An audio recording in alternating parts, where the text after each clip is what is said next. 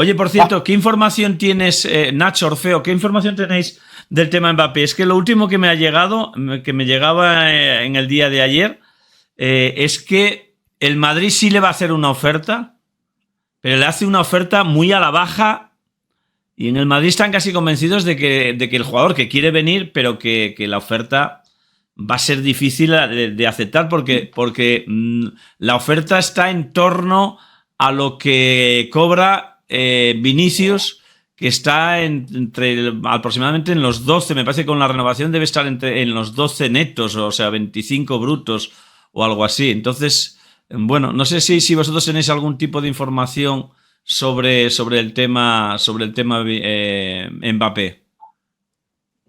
Pues mira, yo te cuento, mi información se mueve un poquito en la misma línea de lo que veníamos comentando del cóctel de Navidad, ¿recuerdas? Las oportunidades hay que aprovecharlas. Y hay otra frase que es, si quiere venir, el esfuerzo ahora mismo le toca hacerlo a él. Es decir, que el Real Madrid evidentemente tiene 2 dedos de frente y sabe que es un futbolista que te puede marcar la próxima década. Pero ahora no tiene esa urgencia, porque ha explotado Bellingham, porque tiene a Rodrigo, porque tiene a Vinicius y dice, oye, la prisa no la tengo yo, la prisa la tiene este chaval. Si este chaval nos hace toc-toc en la puerta, evidentemente nos vamos a interesar y vamos a ver qué es lo que pide.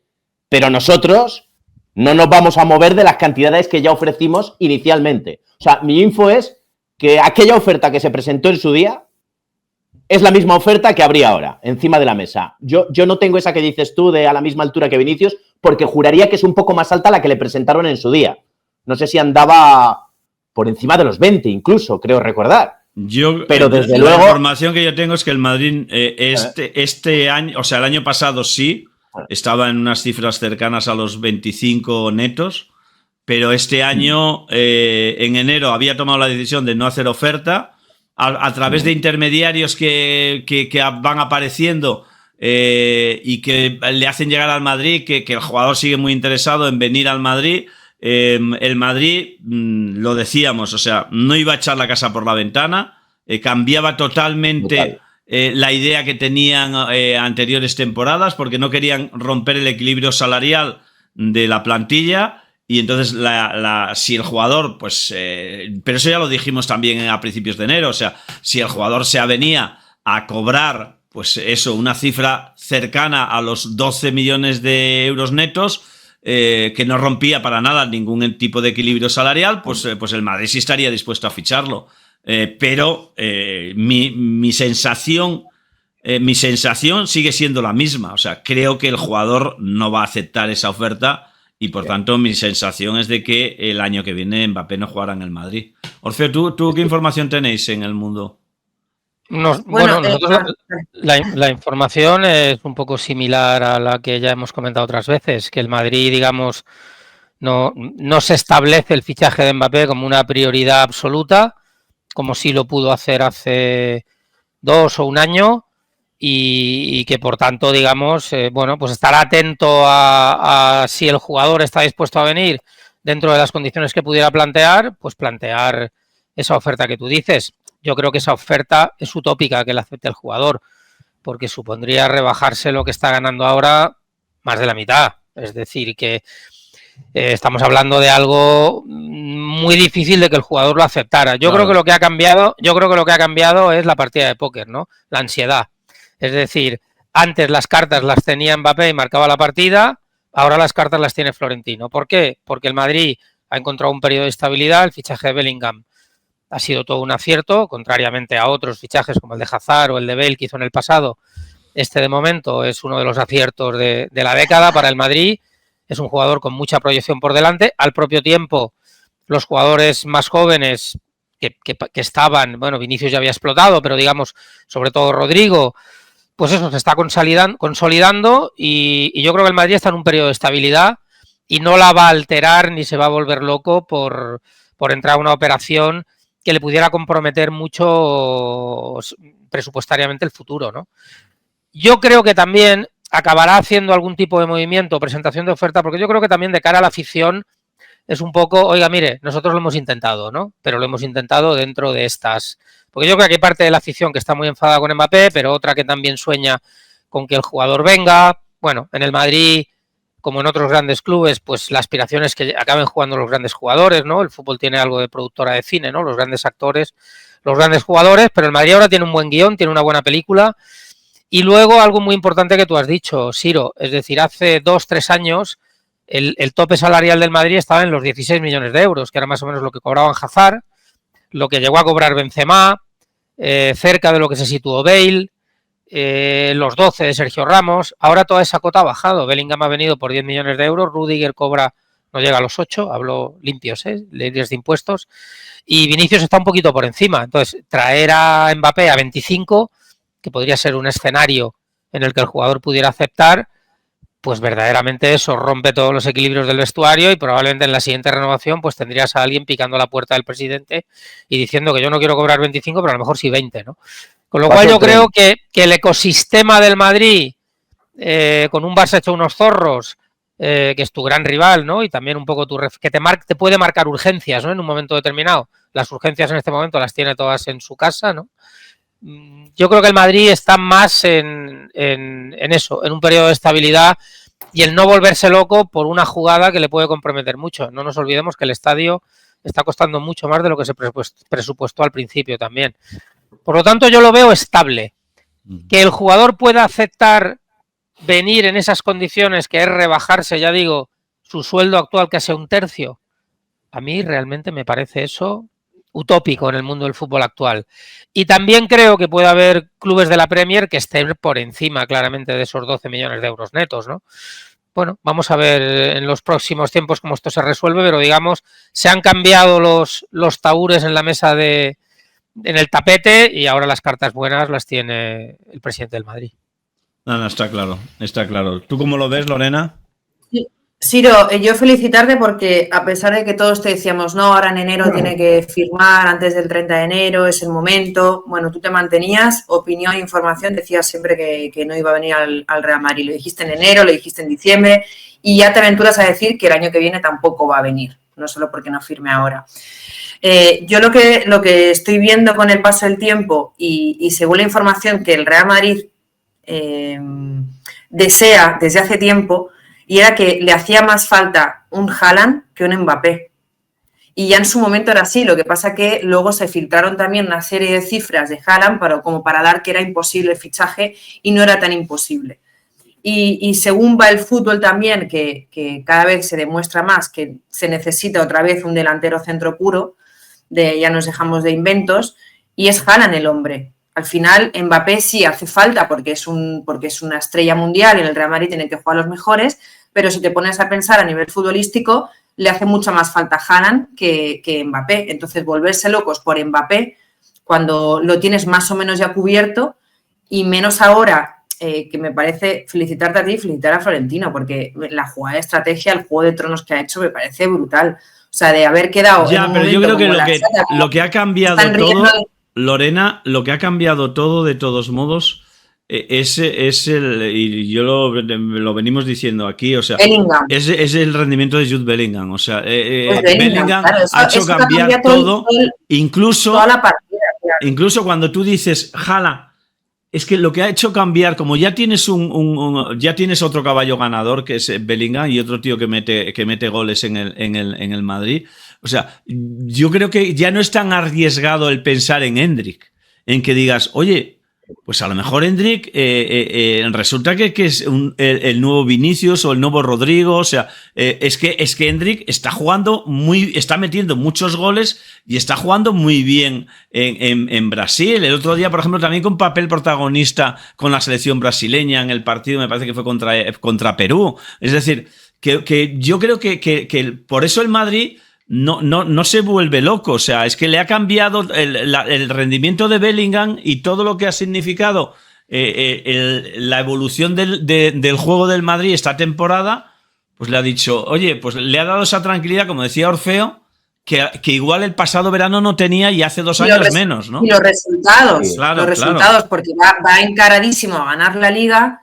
Si no fuese así, pues a lo mejor de cara a la afición habría que vender otra cosa o habría que hacer un esfuerzo más por un fichaje de ese calibre, pero lo tienes todo de cara para ser campeón de Liga, estar vivo en la Champions, tienes jugadores súper jóvenes, además, que no sabemos ni cuál es su techo, porque no sabemos cuál es el techo, por ejemplo, de Bellingham, ni sabemos cuál es el de Henry, porque todavía no se ha puesto a prueba en el Real Madrid.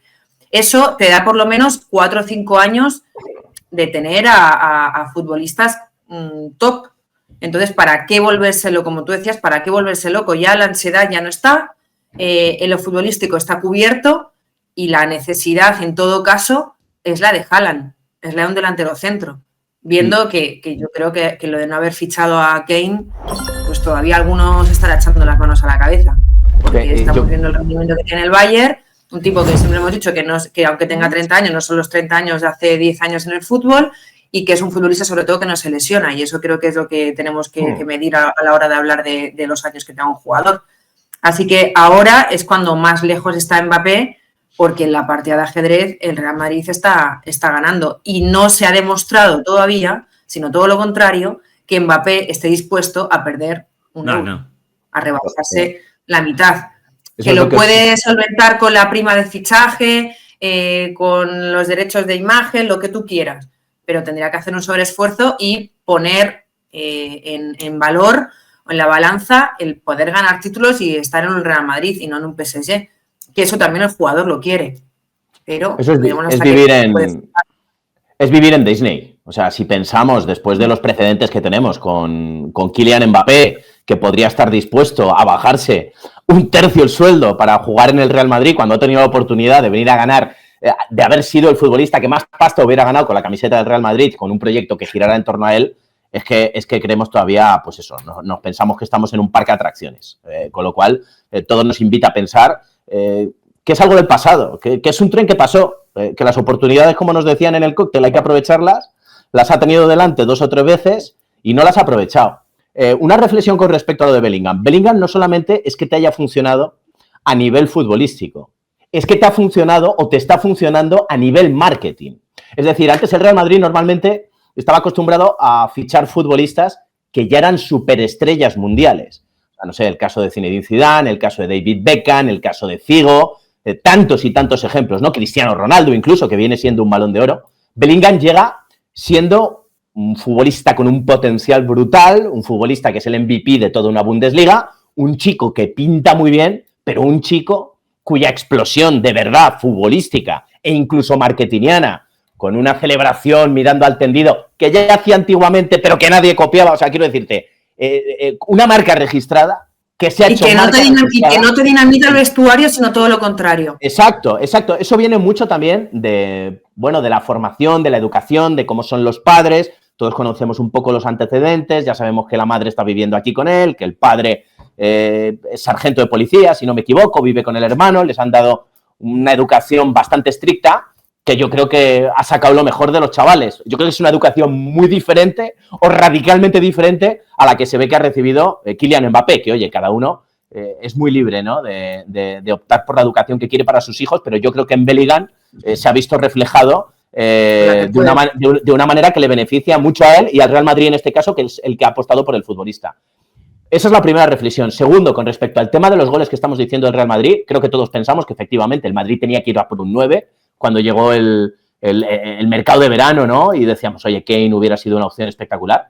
Pero lo cierto es que el Real Madrid tiró para adelante con un plan en el que pensaba, y tú cuando preguntabas en el Real Madrid te decían, oye, es que si Rodrigo nos mete 20-25, el año pasado Rodrigo metió 19, si lo supera, se pone por encima de los 20. Vinicius, si se mantiene como en las 2 últimas temporadas, que eran 22 goles hace 2, 23 el año pasado, este año lo supera, a pesar de la lesión, creo que va en buenos números. Y si los que fichamos para que nos metan los goles cuando tienen que aparecer desde el banco, que se llaman Joselu y Brahim, que a estas alturas suman 16 tantos, es decir, que te están haciendo el trabajo que no te estaban haciendo Jovic y Mariano, que no le metían un gol al arco iris, pues lo metes todo en la cesta de los goles y los números te salen. Y si a esto le sumamos... Pero ahora te salen, Nacho. Bueno, pero se te lesiona uno y pierdes 20 goles. Bueno, Vinicius ha estado lesionado 2 meses y medio desde que ha empezado la competición. Y esos goles que no ha metido Vinicius, te los ha puesto Joselu. Yo ayer escribí un artículo y miraba quién... Mira, el Madrid ha remontado 11 veces esta temporada. 11 partidos de los 31 que ha jugado el Real Madrid. Me tomé la molestia de ver quién habían sido los futbolistas más impactantes en estas remontadas. 6 goles en estas remontadas los mete Bellingham. 5 goles en estas remontadas los mete Joselu. 5 goles en estas remontadas los mete Joselu. Y 4 goles en estas remontadas los mete Vinicius. Yo creo que la clave del Madrid, que a veces nos volvemos locos, está en la coralidad que ha conseguido. Es decir, montar una plantilla de 24 tíos que están enchufados y con sangre en el ojo, sin dar un protagonismo excesivo a un tío que podría llamarse Kylian Mbappé. Eso gestión también de Ancelotti. Porque el que diga Ancelotti, miro al banquillo y veo soluciones y salen y están al 200% cada vez que entra Brahim o Joselu o el que sea, eso también creo que es logro de Ancelotti, por cierto. Sí, tener a 20 tíos metidos, eso es, para mí, es cosa del entrenador. No, eso está claro. O sea, yo creo que no le hay que quitar ningún mérito. Igual que la posición que le ha encontrado a Bellingham, que incluso pues en la selección inglesa lo han adaptado también a esa misma posición. O sea, no es fruto de la casualidad que Bellingham esté duplicando el número de goles que llevaba a estas alturas con el Borussia Dortmund. O sea, yo creo que es porque la situación en el campo, y por eso yo soy también de los convencidos que que esto no es fruto de la casualidad y que el año que viene el Bellingham, si juega el mismo puesto, pues seguirá más o menos en la misma media de goles. O sea, porque lo que sí ha demostrado es de que él tiene gol, es un tío muy inteligente, sabe situarse y sabe colocarse en las finalizaciones, y por tanto yo creo que el año que viene sí que puede seguir aportando, esté Mbappé, esté Endrick o esté quien sea. O sea, yo creo que va a seguir aportando goles al Real Madrid y estará más cerca de una media de 20 goles que de los 14 que, por ejemplo, conseguía en el Borussia Dortmund. O sea, estará más en la media de 25 goles, ¿no? Pero bueno, sí. Orfeo, ¿quién iba a decir? No, digo que eso es cierto, ¿no? Y ahí hay un acierto de Ancelotti grande en pasar a jugar con ese 4-2 que le permite a él más jugar en la media punta con mucho recorrido y llegar arriba. Es una situación curiosa en el Real Madrid, ¿no? Yo que ya tengo tantos años y le llevo viendo tantos años, ¿no? Porque no es un estilo muy Real Madrid eso de jugar sin 9 o con 9 falsos que entran en la zona como Rodrigo, ¿no? Casi parece es una cosa más típica del Barça, ¿no? Más experimental en el ataque, mientras que el Madrid siempre ha tenido jugadores muy jerárquicos en el área, ¿no? Llevaran el 9 o el 7, Butragueño, Juanito, Cristiano Ronaldo, Santillana, Ronaldo, el verdadero, como decía Mourinho. Sí. Es decir, siempre ha tenido un jugador muy jerárquico, de mucho gol y muy potente en el área. Fuera más de buscar como una hiena en los fallos del rival, que podía ser más Raúl, o fuera un pegador como Hugo Sánchez. Siempre, ¿no? Entonces, eso es bastante novedoso. Es desde luego muy atribuible a Ancelotti. Es un mérito para mí enorme. Importante. También los rivales empezarán a adaptarse a eso. Yo creo que ahora eso ha sorprendido mucho a la gente que juega contra el Madrid, ¿no? Puede ser seguramente la temporada que viene, si se mantiene el esquema, pues que los equipos empiecen a intentar diseñar tácticamente anticuerpos para Bellingham, ¿no? Y lo marquen de otra manera o intenten contrarrestarlo, ¿no? Es decir, que ahora la media es muy alta. Mi opinión es que esa media a final de temporada se moderará un poco, ¿no? Y porque ahora podría estar una media de 30 y tantos goles, ¿no?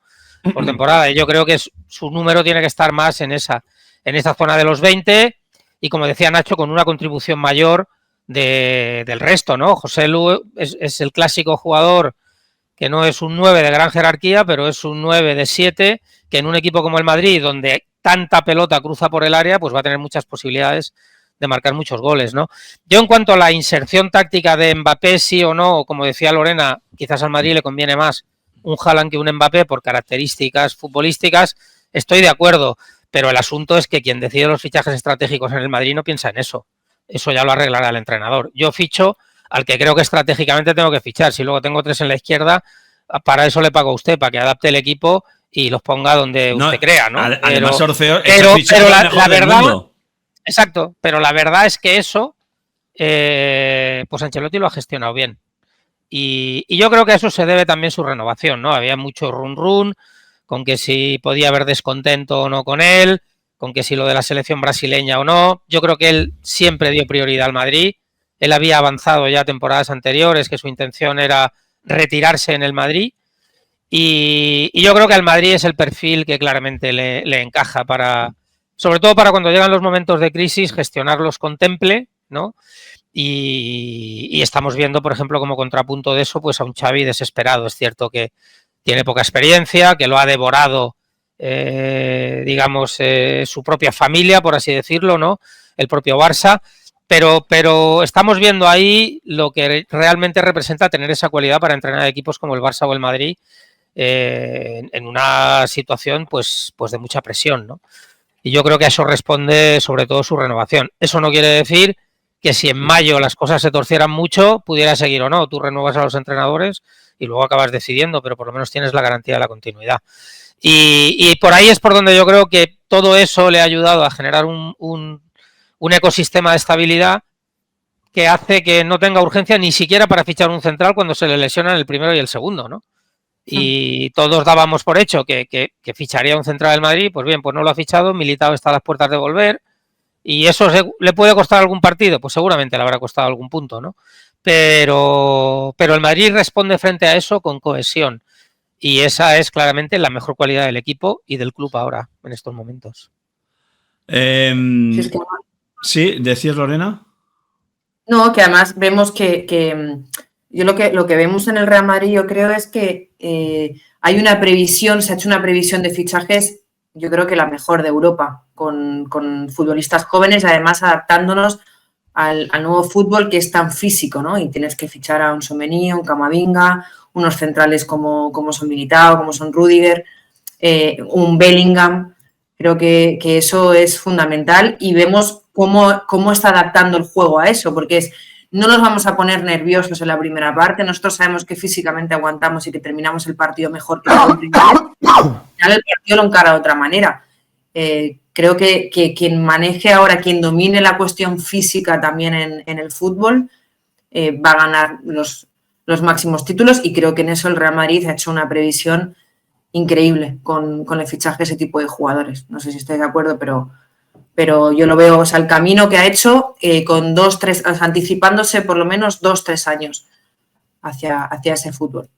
Oye, creo que Sí, Nacho. No, quería añadir con respecto a esto que dice Lorena, creo que hay un elemento muy importante en el Real Madrid que se llama Juni Calafat, que empieza a preparar el terreno cuando se marcha Cristiano Ronaldo, empiezan a mirar más allá y empiezan a pensar en quién pueden ser los futbolistas del futuro, también viendo cómo se funcionaba desde Inglaterra y desde Francia con los petrodólares, y pegan un volantazo y van a por ese talento joven, ¿no? Y de ahí sale Vinicius, de ahí sale Rodrigo, de ahí sale Fede Valverde comprado por 5 millones a Peñarol de Montevideo, un tío que hoy cuesta 170, 180, 200, no sé, lo que quieras pedir por Fede Valverde.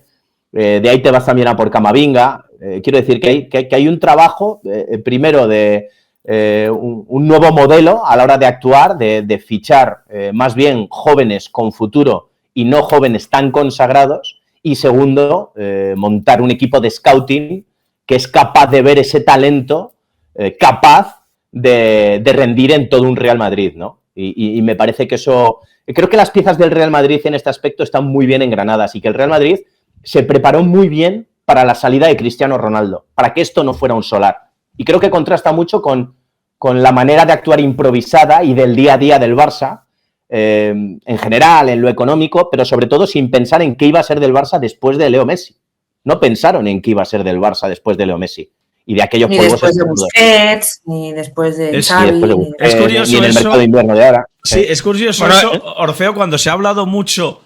hasta hace muy poquito tiempo se hablaba de la buena estructura deportiva y lo claro que tenían las ideas en Barcelona, y la ausencia de un director deportivo en el Madrid, de que las decisiones se fichaban entrenadores sin seguir, digamos, una regla, o sin seguir un sistema que fuera un poco en consonancia al ADN del club, que el que fichaba era Florentino Pérez, que es curioso que al final el que parecía más anárquico en sus decisiones es el que está haciendo en estos momentos mejor las cosas, ¿no? Y a lo mejor esa ausencia de director deportivo que decían que había no era tal, y ese Juni, Juni Calafat, el que está ejerciendo esa labor en la sombra de director deportivo, ¿no? Sí, mira, yo por supuesto que le doy a Juni Calafat todos los méritos que tiene, que ahí están los jugadores, como decía Nacho, que han llegado y que son muchos fruto de su scouting o de su conocimiento o de su red, ¿no? Y sus fichajes, ¿no? No todos te salen igual, esto hay que decirlo cuando haces las puestas por los jóvenes, ¿no? Ahí está el caso Reinier, Odegaard, que es un gran jugador pero no te cuaja, es decir, tú has de hacer bastantes apuestas para que te salgan bien, las suficientes para que ese modelo se sostenga, pero yo creo que en la estructura deportiva del Barça ha habido buenos Juni Calafats también, quiero decir, Ramón Planes, por ejemplo, que pasó por la dirección deportiva del Barça, a mí me parece un técnico de estructura muy bueno, por cierto, él me habló hace mucho tiempo de tenemos que fijarnos en lo que está haciendo el Madrid, de esa línea un poco más física hacia el fútbol moderno que apuntaba Lorena.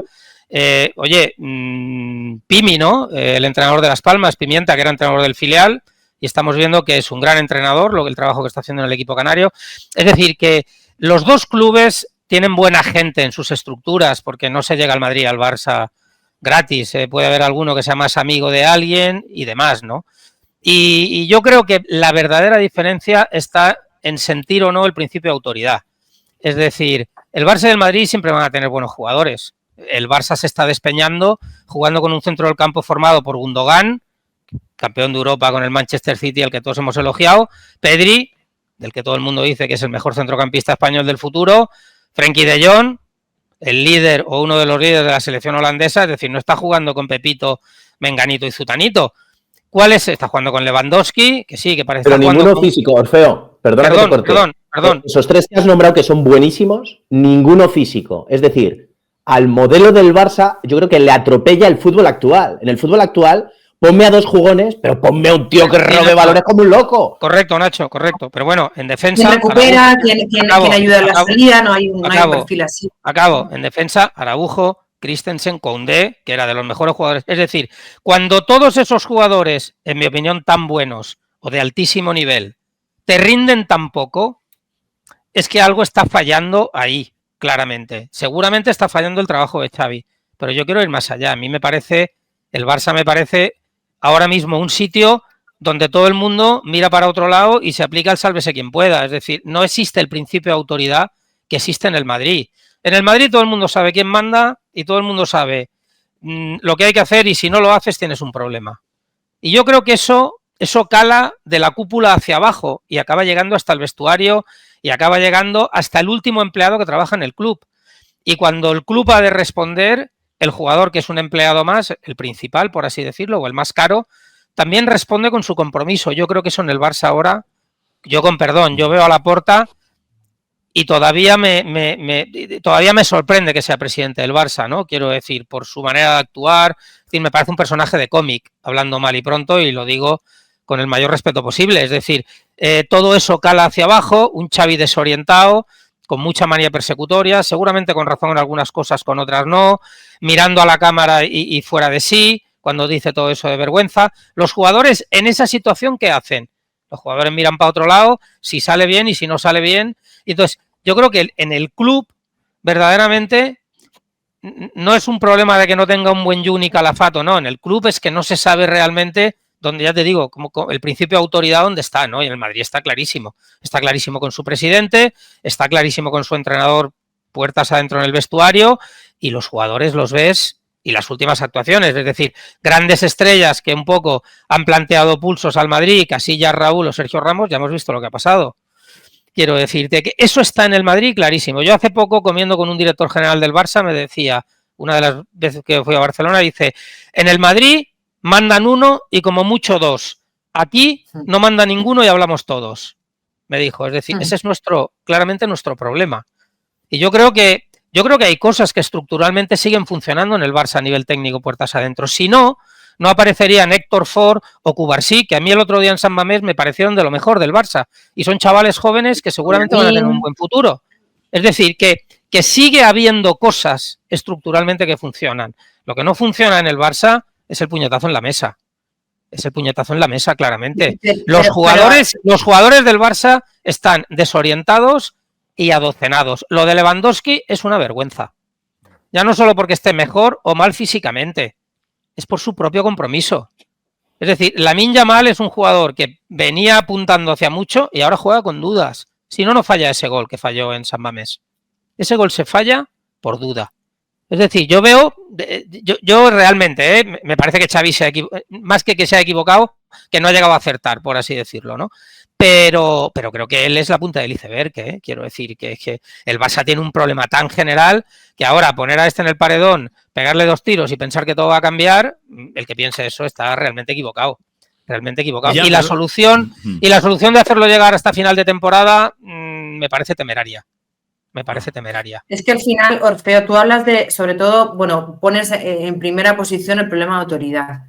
Luego también... No, claramente, Lorena, claramente. Sí, claro, tiene que partir de ahí, no hay autoridad, o sea, eso es un patio de colegio, pero en lo futbolístico creo que han sido tan esclavos del ADN y no se han dado cuenta de que lo que estábamos diciendo, de que el fútbol va cambiando y que cada vez ya te conocen cómo juega. Entonces, ese juego de posesión, de tiquitaca, todo eso, ya está. Pero Lorena, que ese fútbol ya no lo juega ni Guardiola. Que ese fútbol ya no lo juega ni Guardiola. Claro, y la selección española también ha tardado en darse cuenta y encima la base era el FC Barcelona. Ya te saben jugar, ya se te saben cerrar, ya no. Y luego si encima no tienes arriba gente que te encaren 1 contra 1, pues estás perdido. Y si además en la gestión deportiva no puedes fichar o puedes o no quieres fichar a gente que te compita al mismo puesto, o sea, Lewandowski no tiene competencia. La mayoría de jugadores no tiene competencia, no tiene un suplente que digas, bueno, va a salir y lo va a hacer tan bien como yo. Y al final hay una relajación y un conformismo que es una grave enfermedad para el FC Barcelona. Mira, el Madrid... Lewandowski fue al Barça para jugar e ir al Mundial. Fin. Ahí terminó. Y no vemos como en el Atlético de Madrid cuando... Yo te hago... O sea, eso no está en el Barça, perdón. Yo te hago una pregunta, Lorena. ¿Quién es el líder del Barça? Es lo mismo que sea presidente, jugador... Pues, ¿quién es el líder? En el campo, pues Araujo, no, donde sea, pero Araujo según Xavi es el presidente. Claro, ese es el gran problema. Ese es el liderazgo del Barça. Claro. Además, quiero decir, un presidente que formó parte digamos, del sistema del caso Negreira, ¿no? Que fue uno de los que le pagó. Un presidente que está desacreditado. Yo, vamos, realmente que he vivido la mitad de mi vida o probablemente más en Barcelona, todavía me parece increíble que Laporta sea presidente del Barça. Porque en Laporta de la primera época era un tipo mediático arropado por Ferran Soriano, Sandro Rosell, cada uno en su rol. Era una directiva joven en equipo que alguien dominaba, digamos, las cloacas de cómo manejarse con jugadores y agentes, que era Sandro, Ferran Soriano, que era un buen gestor a nivel económico, luego Marc Ingla, el propio Bartomeu solo para el baloncesto, es decir, era un equipo de gente y él era el más guapo y el que mejor hablaba y daba ante la cámara. Bueno, bien, perfecto. Esa estructura yo te la compro, pero en la actual, donde además despide se va a Reverter, que era el CEO, y él se convierte en presidente ejecutivo, yo con sinceridad... es que no. Bueno, yo creo que eso, a ver, se pueden ganar cosas, seguro, pero yo todavía sigo sin explicármelo. Es decir, mucho ha cambiado el barcelonismo para soportar esa situación. Y luego, y con esto acabo, que eso sí me consta, y mucho miedo tienen los empresarios catalanes a presidir el Barça después de haber visto a Sandro Rosell 2 años en prisión preventiva y a Bartomeu pasar por la comisaría de los Mossos. Eso también sucede. Orfeo, pero ¿sabes por qué suceden todas estas cosas? Porque ahora mismo la masa culé está letargada y se lo permite todo y le ríe todas las gracias porque no son capaces de asumir lo que ha pasado los últimos 20 años del caso Negreira, al que hacía referencia, y están disparando hacia todos lados porque están muy nerviosos. Mira, yo recuerdo el ganas de volver a veros, que es lo que le da la presidencia a Laporta, entre otras cosas, ¿no? Ese cartelón de ganas de volver a veros. Que fíjate en lo que se ha convertido. Y engañando con Messi. Y engañando con Messi, que es a lo que iba, Lorena. O sea, recordemos que llega a la presidencia con la imagen de Messi yendo con su hijo de la mano a votar, a meter la papeleta en la cual votaba a Joan Laporta, para que a los 4 días Joan Laporta le pegara una patada en el pompis y lo largara del FC Barcelona de la manera en la que lo largó. Que luego están... las subidas de sueldo de Messi, o sea, esto sería un debate muy amplio, pero la realidad de cómo llega es esta. Luego, pasa otra cosa. Él vende humo a lo loco y los culés se lo quieren comprar. O sea, había un señor que se llamaba Font que intentaba explicar económicamente lo que pasaba con el FC Barcelona e intentaba explicarles que a lo mejor tenían que vivir con un Barça de entreguerras durante unos años y dar un paso hacia atrás para después dar 3 hacia adelante. Yo siempre he dicho que el Barça lo que me alucina es que ha intentado salir indemne, y ya no hablo de Negreira, hablo de la situación económica.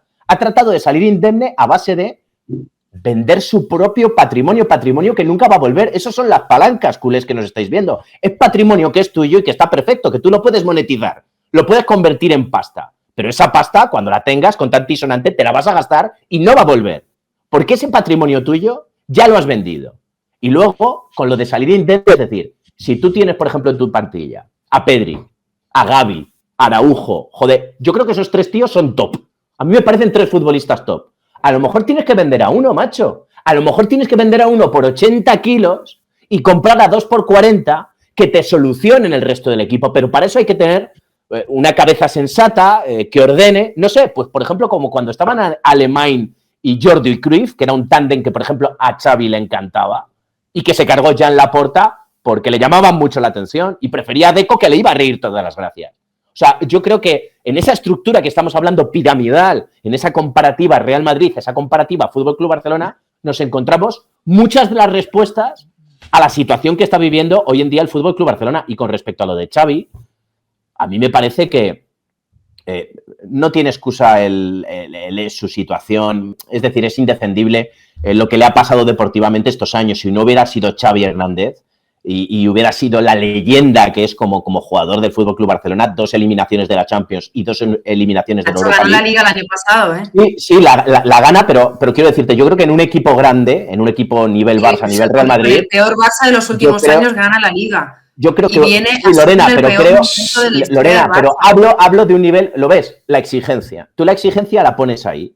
Yo, por ejemplo, la exigencia a un entrenador que le echaran en la fase de grupos, a un entrenador que le echaran en la fase de grupos con el Real Madrid, yo te diría, pa' tu casa. Y ya que te echaran 2 veces de la fase de grupos y 2 veces de la Europa League, es que no hubiera llegado ni a ganar la Liga. O sea, un hipotético entrenador del Real Madrid no hubiera llegado ni siquiera a ganar la Liga. Dicho esto, creo que en los últimos meses le han movido la silla desde la directiva a Xavi Hernández, pero bien de bien, con todas las decisiones que se han tomado. Porque os recuerdo los jugadores desconvocados que luego te obligan a convocar de nuevo, el nombre de Márquez por ahí filtrado por todos lados, el tema de Deco, o sea, le han movido la silla un rato bien también, ¿eh? De todos modos, a mí lo que me llama la atención, Orfeo, apelando a que siempre apela a su barcelonismo, Xavi, que por eso ha tomado esta decisión que ha tomado y tal, a mí lo que me sorprende es que si tanto quiere al Barcelona, tendría que señalar con el dedo también a según qué gente, claro. Y lo que escuchas es que no, he tenido el máximo apoyo de la directiva, es que he tenido el máximo apoyo de Deco, el presidente es el mejor presidente que podía tener el Barcelona. Yo no sé si eso es hacerle un favor al barcelonismo. No es demasiado bueno. Xavi desde que llegó al Barça está siendo demasiado bueno. Ha salido a dar la cara por todos y luego le han dado hostias por todos lados, desde dentro. Ha salido a dar la cara por todos esos jugadores y luego salían al campo a arrastrarse. Yo tuve la oportunidad de conocer bastante a Xavi como jugador porque seguí muchísimo tiempo a la selección, ¿no? Todo el periodo en el que él ha estado prácticamente, con lo cual he tenido la oportunidad de tratarlo bastante. Xavi es una persona anticonflictos. ¿Sabéis lo que quiere decir eso? No le gusta el conflicto. No es un buen colega. Bueno, es como su fútbol, ¿no? La relación fácil, fluida y huir de donde hay lío. Y eso, cuando tienes que dirigir un grupo, y más un grupo en el fútbol profesional... O sea, al final lo resumes en una palabra. No es líder. No es líder. Porque el líder es el que afronta... el que afronta cuando hay problemas, el que coge la bandera y Bueno, hay muchas formas de liderar. Messi ha sido un líder. Messi ha sido líder y Don José Mourinho, por ejemplo. Sí, pero Messi Bueno, ha sido líder. Hay una forma de liderar también que es evitar el conflicto. Y decir, a ver, Lorena, pero a ver Messi no le da la espalda al conflicto, perdona. Cuando ha tenido que enfrentarse a Luis Enrique en temas suyos, se ha enfrentado a Luis Enrique, y cuando ha tenido que enfrentarse a decirle a Guardiola que no le gustaban las cosas que hacían o no sé qué, en su relación con él, lo ha hecho. O sea, que el líder es... O sea, Messi será un líder egoísta. No lo hemos visto que sea un líder con un carácter de la hostia, ni que saliese luego a hablar. Empezó a hablar en los últimos años. Que en sí, años pero... sin escuchar a Leo Messi. Pero... A mí, sinceramente, discrepo también con Lorena, a mí Messi tampoco me parece un líder, ¿eh? No me lo ha parecido nunca. No. Bueno, su forma de liderar es siendo el mejor. Sí. Su forma de liderar es soy Messi. Pero no hablemos de eso. Pero yo no me refiero a eso. Hablamos de tener personalidad. Y de tener un liderazgo... Y de tener un liderazgo natural, que quiero decir, que oye, que yo no critico a la gente que no lo tenga, que no todo el mundo necesita. Bueno, Casillas no era un líder. Casillas era muy bueno, pero no era un líder. Está claro. Y Raúl tampoco. El líder era Fernando Hierro, quiero decirte. No, ya está. Y el líder en ese Barça era Puyol. Claro. Todavía recuerdo que Xavi un día me decía, me comentaba que estaba hasta los aquellas partes, exacto, sí. Hasta los cojones de Puyol, porque en partidos que iban ganando 5-0 le montaba la bronca porque perdía balones, porque tal, es decir, era un tío intenso. Entonces, eso Xavi no lo tenía. Ya te digo, una persona anticonflictos, que construye, pero que le superan un poco la situación. Y yo creo que él, acordaos esto de las cenas con la plantilla, todo intentarlo solucionar por la vía, digamos, conciliadora, por así decirlo. Como Ancelotti.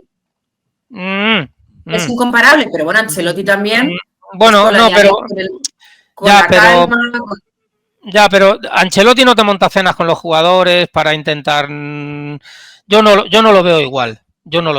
Pero en cualquier caso, quiero decirte, para la situación en la que el Barça está ahora, necesitas a alguien que en esa situación tenga verdaderamente, que no huya al conflicto, que lo afronte, que sea frontal, porque es que si no... Es que es irremediable que te encuentres con esas situaciones, ¿no? Y él yo prácticamente con los únicos que se ha enfrentado ha sido con la prensa, prácticamente. A él le dicen Dembélé no tiene que jugar y Dembélé no juega. A él le dicen, bueno, Dembélé y Dembélé juega. A él le dicen lo de la convocatoria y tal. Tú en el puesto de entrenador has de tener claro que te vas a enfrentar al presidente. Que vas a tener tensión con el presidente. Luego puedes estás en el mismo barco, pero tienes que tener tensión con el presidente. Yo lo comparo siempre con la relación director de periódico y editor. ¿Qué es lo que quiere el director? Más periodistas y más medios. ¿Qué es lo que quiere el editor? Más dinero, con lo cual siempre hay una tensión. En esa tensión es donde funcionan para mí los del Bosque Florentino. Para mí era un equilibrio bueno. Por ejemplo, en su momento, quiero decir, Núñez Cruz, que se decían en privado, no queréis ni saber lo que se decían en privado. Bueno, funcionaba esa tensión. Provocaba una tensión de equilibrio en la que el club se sostenía. Xavi todo el día hablando bien del presidente, haciendo costelladas con los jugadores. Esto no es una asociación de vecinos, ni el Ateneo. Esto es otra cosa. Esto es otra cosa. Y yo creo que ahí... Mira, perdón, acabo. A lo mejor llegas a un Barça muy rodado y campeón, y él te funciona, pero en un Barça en el que vas a tener que tomar decisiones muy, muy duras, yo creo que él no era el carácter. Y yo creo que eso lo ha superado a él y lo ha devorado. Creo que no, y no se encontraba cómodo ahí, sinceramente. ¿No? Y esto los futbolistas... lo notan. Que tenemos a más de 1.100 personas en YouTube, que además de Twitch la tertulia va. Y a ver si llegamos a 300 likes. Gente, hay 1.100... Solo con el 10% llegamos casi a los 300 likes. A ver si nos ayudáis un poquito en YouTube. Nacho, ¿qué ibas a decir? Perdona. No, que los futbolistas, con respecto a esto que decía Orfeo, del perfil de Xavi, los futbolistas, y nosotros que llevamos unos cuantos años en esta profesión, huelen la sangre. O sea, lo huelen. Cuando perciben debilitado a su jefe más inmediato, es cuando empiezan a hacer la guerra por su cuenta. Es lo que estábamos diciendo. Cuando tú desconvocas a 3 tíos, le dices a Lewandowski, oye, tranquilo que tú este fin de semana descansas. Recibe una llamada arriba y de repente le llamas y le dices, oye, Lewandowski, que estás convocado. Lewandowski dice, ¿pero qué me estás contando? O sea, que te hacen las alineaciones desde arriba. Cuando empiezan a ver los jugadores también, que se empieza a hablar de nombre, que te sacan la fotito de Márquez y demás. Cuando detectan todas estas cosas, pueden ser los tíos más cabrones del mundo. Pueden ser los más cabrones del mundo a pesar de que te llames Xavi. Por eso yo creo que la decisión de continuar hasta el 30 de junio es mala.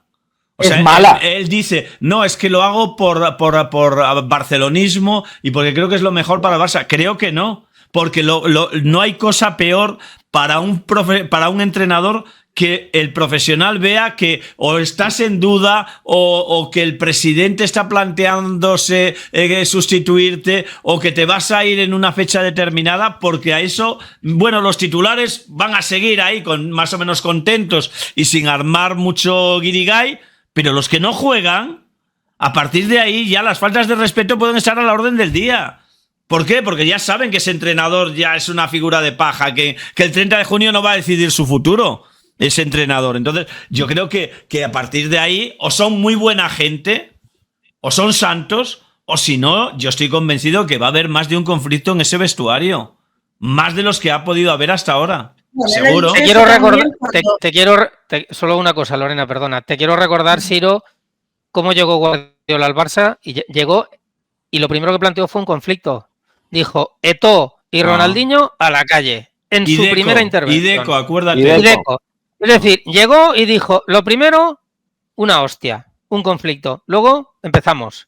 Es decir, lo primero voy a marcar aquí una línea durísima, durísima. Y a partir de aquí cuento chistes.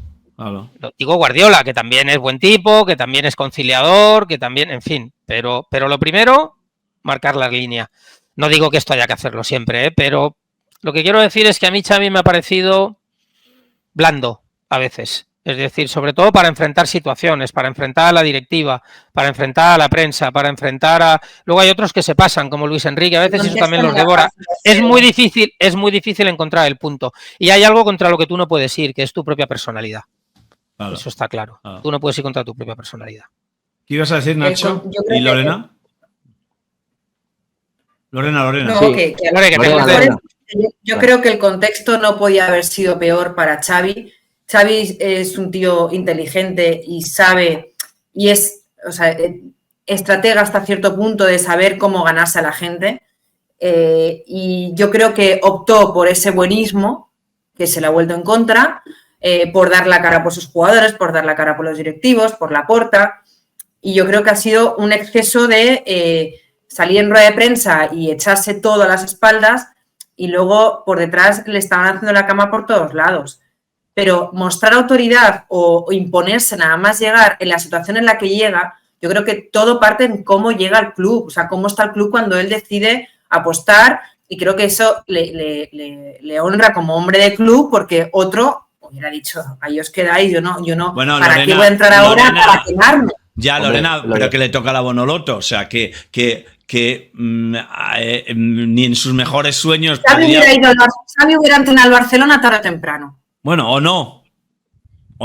De hecho, un año antes, cuando le van a buscar, dice que no. Ya, pero que puede entrenar o no, porque a lo mejor va a otros equipos y resulta, si sus méritos van a ser lo que haga en Qatar y en Qatar no triunfa, o sea, hubiera seguido sin triunfar y hubiera venido, yo qué sé, pues al Atlético de Madrid o a un equipo español y no triunfa, igual no tiene ninguna posibilidad más de que le pase ese tren, o sea que... Si venía a España era el Barça. Bueno, pues por eso te digo, pero seguiría entrenando, ¿no? Digo, si no viene al Barça, hubiera seguido entrenando, ¿no? Y a lo mejor ahí se le ven las costuras. Pero que cada vez que hablábamos de un entrenador, de que iban a destituir un entrenador del Barça, hablábamos de Xavi. Xavi intentó buscar el mejor momento, pero el mejor momento del Barcelona no iba a llegar en los próximos años, en los próximos por lo menos 4 o 5 años. Y creo que él asume... si es un tipo que no siente el Barça, no hubiera asumido. ¿Para qué? Pero yo no estoy de acuerdo. Mira, yo no estoy. No comparto. Antes de tiempo, antes de que Lorena, ya te devore. Lorena, ¿crees que ahora está en mejor o peor situación de cuando lo cogió Xavi? pues igual. Vale. ¿Tú crees Igual, que van a faltar entrenadores incluso de prestigio que no van a aceptar la oferta del Barça si hay dinero para pagarle? Depende de qué entrenador, depende de lo que le vendan. Por eso te estoy diciendo, joder. Pero ¿cómo han salido los últimos entrenadores del Barça? Bueno, pues como han salido, claro, bien, pues como salen todos los entrenadores de equipos grandes si no ganan. Claro. O sea, si es que ese es el tema. O sea, al final, en el Bayern, en el Barça, menos en la Premier, que tienen un poco más de paciencia. No salir bien, pero está siendo el Barça un devora entrenadores en los últimos 4 años. Yo la sensación que tenga... Y toda la culpa para los entrenadores. Han acribillado a Koeman. Y Koeman por lo menos ha un montón de jugadores jóvenes que luego han sido titulares en el Barcelona. Por lo menos. Yo la sensación que tengo, y lo decía ayer, es que el traje le ha quedado muy grande a Xavi. O sea, se ha visto que es un traje que le queda muy grande. Porque además, uno de los motivos para ficharlo es que él conocía el entorno, que conocía lo que es el Barça, tanto a nivel de juego, sino también todo lo que le rodea, ¿no? Entonces, claro, el motivo principal que aduce para irse, que dice que ya lo tenía tomado, la decisión la tenía tomada en el mes de septiembre, a principio de temporada, es que no se le reconocen los méritos que ha tenido. Dices, pero bueno, pero ¿de qué planeta viniste? Como diría aquel cuando el gol de Maradona, pero ¿de qué planeta ha venido Xavi? Pero si ya sabe cómo funciona esto. O sea, pero además ha sido, para mí, el entrenador más protegido por el entorno.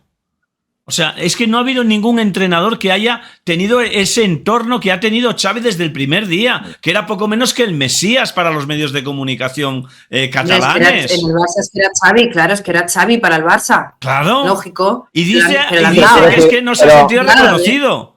Y que no se le ha tratado bien. Dice, no me compran nada, ni ganando la Liga a 14 puntos del Madrid, ni ganando la Supercopa y tal. O sea, ¿de qué está hablando Xavi? ¿Sabes cuál es el problema? Pero ¿sabes cuál es el problema, Siro? Es preso de su discurso. O sea, de ese discurso talibán, porque él cuando llega dice... El discurso del ADN es claro, pero es un discurso en el que además... La liga, utiliza, y un segundo, Lorena, escucha, pero utiliza ese discurso en un partido contra el Atlético de Madrid, además, en el que dice que aquí no nos permitirían jugar así, ni ganar por 1-0. En precisamente una liga que gana con 11 o 12 1-0. Es decir, ahí estoy un poco en la línea de lo que explica Siro, de que con Xavi, seguro que por la leyenda que ha sido, se ha tenido mucha más manga ancha a la hora de permitirle... ¿Cómo es el Barça? El Barça triunfador que él consiguió la temporada pasada es un Barça totalmente alejado del ADN Barça. Es decir, es un Barça que en el mes de abril ha recibido 8 goles, que te cierra la portería, que no había prácticamente manera de hacerle ocasiones, que te gana los partidos más de una decena de veces por 1-0. Es decir, todo lo contrario a lo que siempre se ha vendido desde las altas esferas futbolísticas catalanísticas, si me permitís poner la barra o el guión en medio. Porque es lo que siempre se ha vendido desde allí por los Guardiola y por los Xavi principalmente.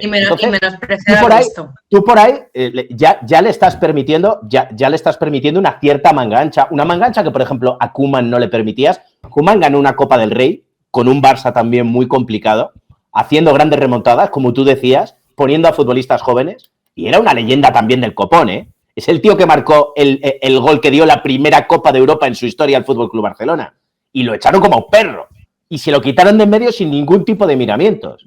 Y Xavi, pues me quiero poner pesado. Lo condenaron cuando dijo públicamente que era una... ¿Qué es lo que hay? Sí, que era lo que había, básicamente. Y yo creo que... Sí. Acaba, Nacho, perdón, acaba. No, que la decisión que ha tomado Xavi es una decisión por su propio, por su paz mental.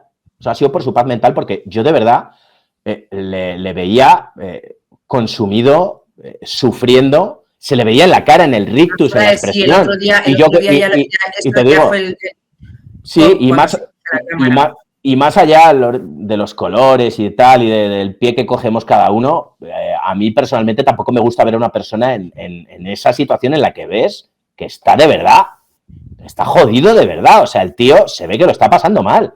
Pero creo que si eres entrenador del FC Barcelona, y ya con esto redondeo el discurso, y sabes a dónde vienes, porque y has vendido un tipo de discurso, o te vas y dimites, o aguantas en silencio estoicamente hasta el 30 de junio, porque esta decisión que ha tomado le va a beneficiar a él a nivel de salud mental y de paz, pero a su equipo, a la institución, no la va a beneficiar en nada. Porque si antes hacían la guerra por su cuenta los futbolistas, ya ni te digo, pueden hacer una conjurita, sacar un par de partidos adelante, porque al final son futbolistas de superélite, lo pueden hacer, pero al final ese globo se pincha, ese globo se acaba pinchando. Yo creo que a Xavi, primero, le ha venido un poco grande el traje de entrenador puro, como decía Siro. Como él decía en la rueda de prensa, no ha dado con el clic del equipo tácticamente, más allá del formato del año pasado, que fue un formato hiperdefensivo para sostenerse, y le acabó dando un éxito en una mala temporada también muy mala del Madrid y del Atlético. No quiero con esto infravalorar el título del Barça, todos los títulos cuentan igual, ¿eh? Pero es cierto que fue una temporada extraña y el Barça la ganó de una manera, pero bueno, podía ser un punto de partida. Si Xavi se hubiera ido a entrenar, pongo por caso al Borussia Dortmund, y también lo hubiera hecho mal, las críticas le habrían dolido, pero habrían sido críticas. Al entrenar en su propia casa, casi en su propia familia, ha entendido las críticas como traiciones. Y eso es lo que él ha dicho a la gente. Me han traicionado los que más me querían, porque porque la gente te critica, aunque verdaderamente seas una persona muy apreciada, ¿no? Y eso él lo ha llevado especialmente mal. Es decir, él porque se ha sentido traicionado por personas, algunos periodistas, por gente que él creía que estaba de su lado, que también forma parte del club, y entonces tiene ese sentimiento dentro, que es lo que ha hecho que emocionalmente acabe absolutamente superado. Y luego otra cosa que yo creo que no le ha beneficiado. Tú no puedes vivir y entrenar en familia, porque a veces tu familia te amplifica todavía mucho más las críticas y tal, porque le duelen que te las hagan, en lugar de relajarte y de quitarte un poco de hierro. Los segundos en el fútbol a veces tienen una misión que es descargar al entrenador de presiones, claro, y de los desgastes de la relación con los jugadores. Es decir, como decía Tony Grande, eso es, ¿no? Y por ejemplo, Tony Grande con Del Bosque, ¿no? Ves y dile tú a este que no me quiero cabrear yo. Entonces, ese tipo de cosas. En el caso de Xavi, yo creo que el hermano también se sentía traicionado y todo era más leña a más fuego. ¿Sabes lo que quiero decirte? Un poco más, le ha faltado poderse desconectar un poco de todo eso, mirar las cosas con otra perspectiva, no siempre de una forma cainita, ¿no? Mira lo que han dicho que antes te apoyaba. En conversaciones con el hermano llegaban a hablar del guardiolismo sociológico, para hablar de la gente que les criticaba. Es decir, verdaderamente yo creo que hay un momento... Sí, eso es textual, guardiolismo sociológico. Esto me gusta, Orfeo, sí.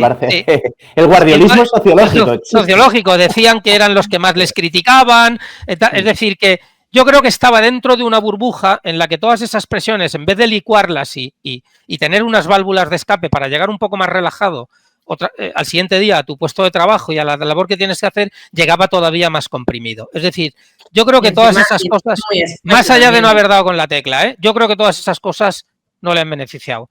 Yo tuve durante un tiempo una pareja que una vez me preguntó por qué el Atlético de Madrid no jugaba contra la selección. Y le dije, es la pareja perfecta para mí, porque lo que no quiero es estar todo el día hablando de lo mismo que hablo en mi trabajo, ¿no? A Xavi le ha faltado válvulas de escape. Y quitarse de encima el sentimiento de que quien te criticaba y hace años como jugador te elogiaba es simplemente alguien que te critica por esto, no es un traidor. Él se siente como alguien traicionado por los suyos. Y eso es lo que yo creo que psicológicamente le ha acabado de desbordar, ¿no? Y eso es algo que no es fácil de interpretar, ¿no? No es lo mismo que estés entrenando en un lugar donde estás haciendo un trabajo, que lo que creas es que estás haciendo un trabajo con tu familia, ¿no? Yo creo que eso tampoco le ha beneficiado. No, yo estoy convencido. Pero Orfeo, y Lorena y esto que conocéis mejor que nadie, cómo es el ambiente en Barcelona, a mí lo que más me llama la atención que esto le haya sorprendido y le haya...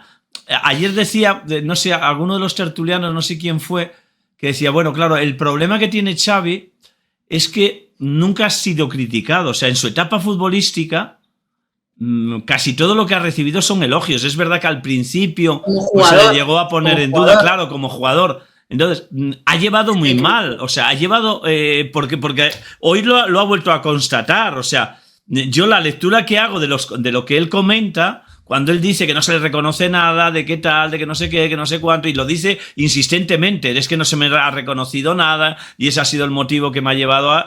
O sea, al final es porque lo que le ha podido, la presión que le ha podido, es la crítica, o sea, no hay otra.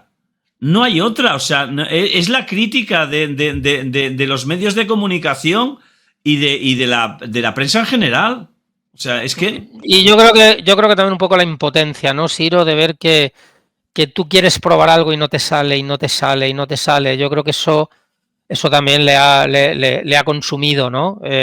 Porque él no va a hablar mal de ningún jugador, pero mi impresión es que tampoco creo que esté muy satisfecho con el rendimiento interno y el compromiso. Hasta que no entró a pegar estas voces en el vestuario. Claro, y el compromiso de algunos... El siguiente partido más o menos, después otra vez salieron muy mal.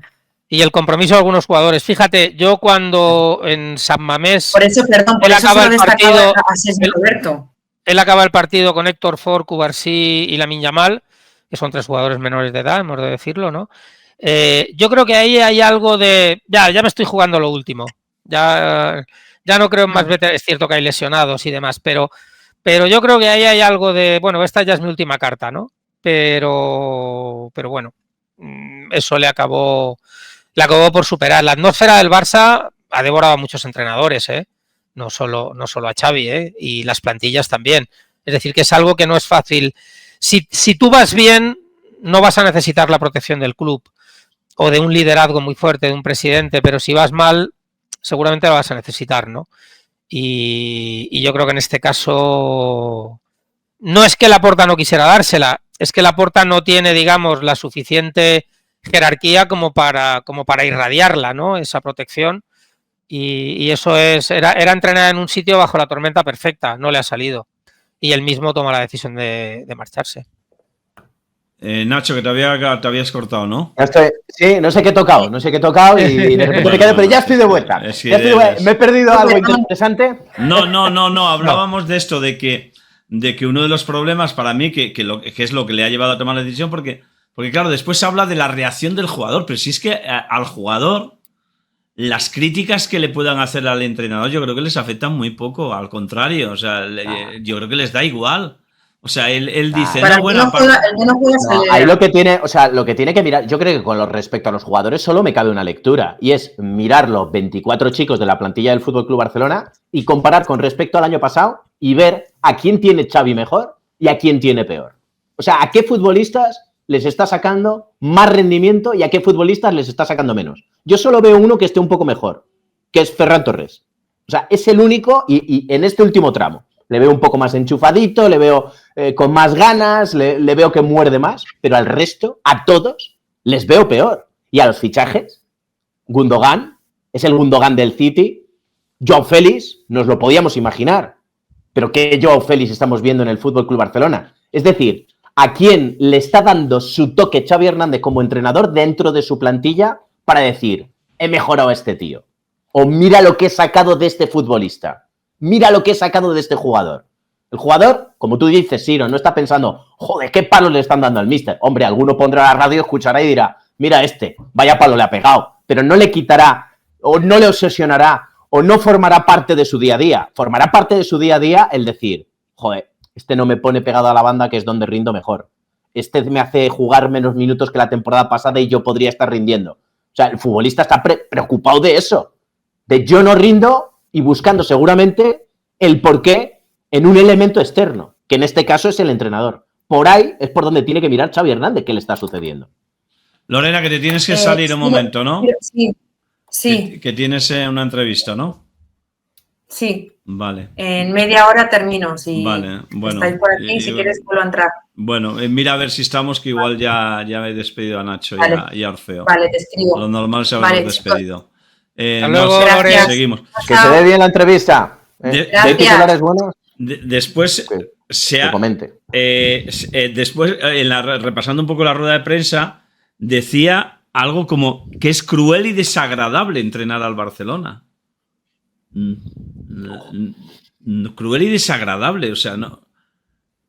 que además va en contra de un poco de su idea cuando llega, ¿no? De que era un honor, de que era maravilloso, y de pronto dice, no, es que es cruel y desagradable. ¿No os llama la atención el que utilice esas expresiones para definir lo que es estar en el banquillo? O sea, es que...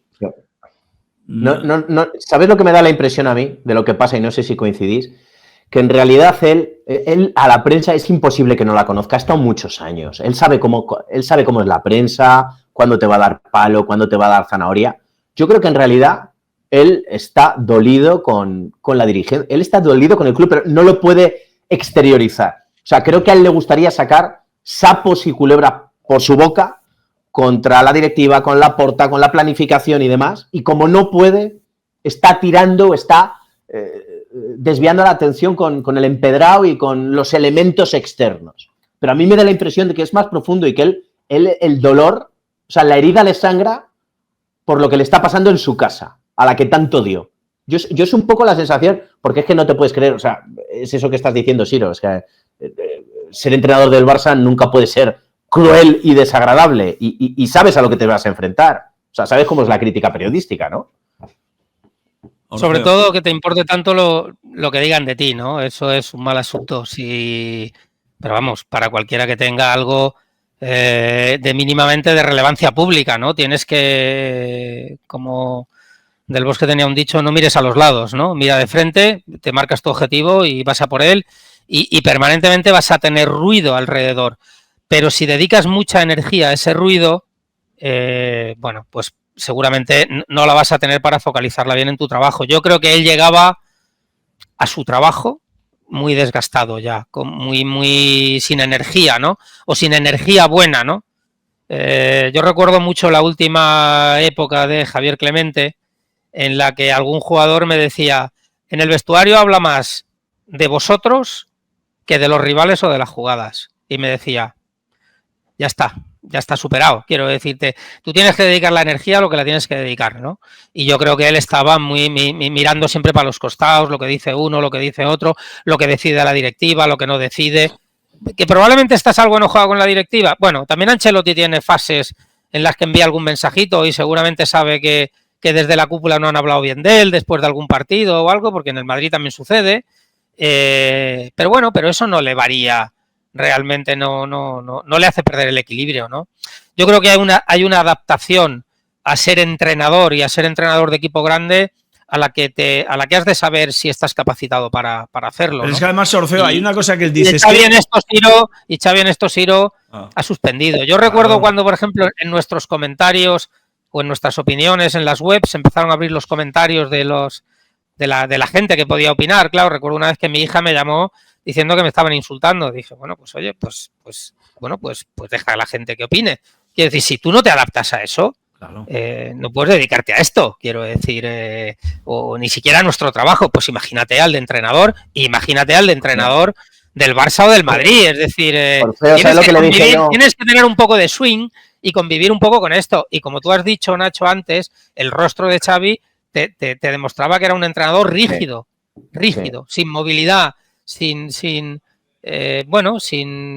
capacidad para maniobrar y muy desgastado a la hora de hacer su trabajo. Lo de Xavi no ha sido una explosión a lo Mourinho, no ha sido una implosión, es decir, hacia adentro y bueno, yo espero que se recupere porque creo que tiene cosas que aportar al fútbol, pero ahora tendrá que ser en otro lugar donde demuestre si es un entrenador de élite o no. Aquí ha suspendido.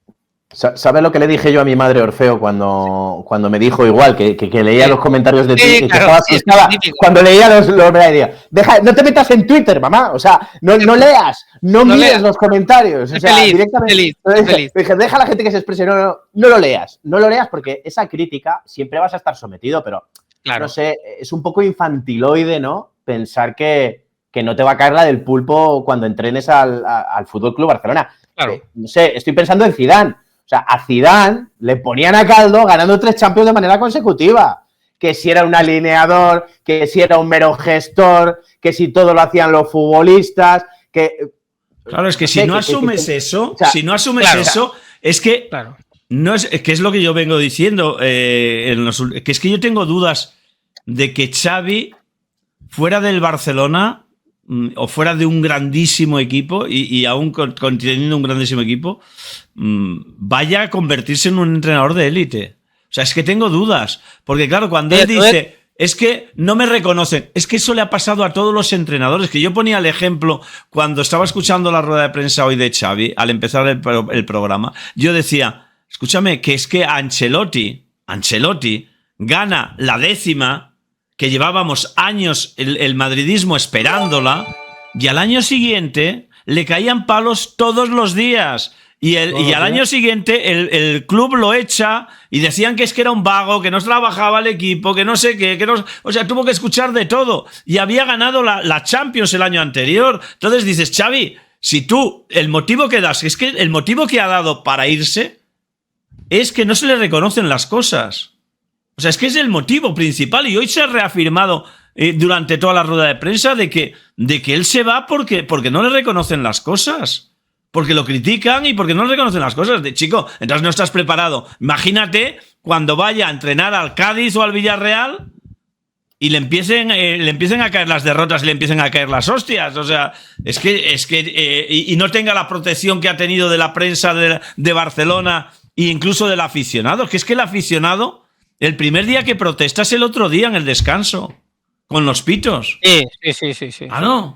Y creo que eso es lo que no ha asumido Orfeo. Yo el otro día lo decía, digo, yo creo que se ha anunciado su marcha porque no ha soportado los pitos del descanso y supongo que los pitos al final del partido, que eso ya no sé si hubo pitos o no hubo pitos, porque como pusieron el himno, ya no sé si hubo pitos o no hubo.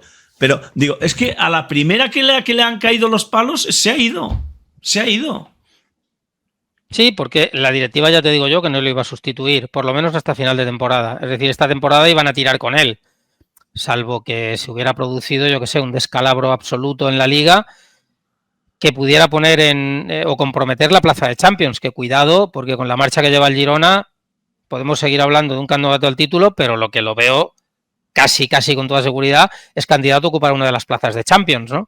En una Liga que la segunda línea está fuerte, que el Athletic Bilbao está fuerte, que el Atlético está en su línea, es decir, que cuidado. El Athletic Club de Bilbao que viene por detrás, ¿eh? Por eso, el Athletic que viene por detrás es una tendencia alta, es decir, que cuidado, que ahí va a haber pelea y con una opción menos, porque el Girona se te cuela, que yo creo que en posiciones de Champions va a aguantar, pues cuidado, que eso es un compromiso grande deportiva y económicamente para el club.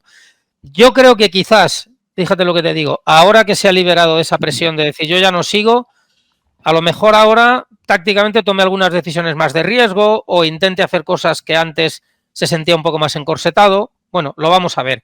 Pero en cualquier caso, ahora sí que más que nunca el Barça está en manos de sus jugadores.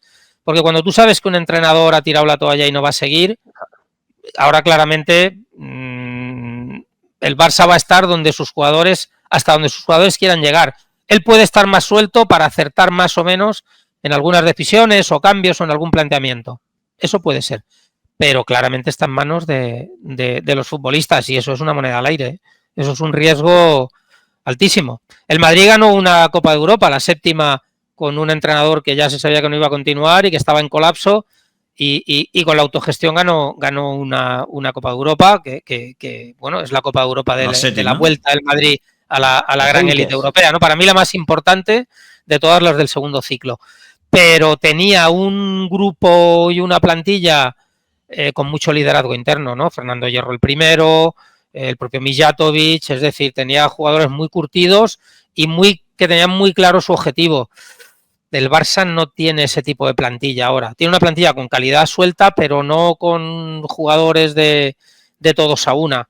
Yo no lo veo y ahí creo que ahora el club está en un riesgo alto.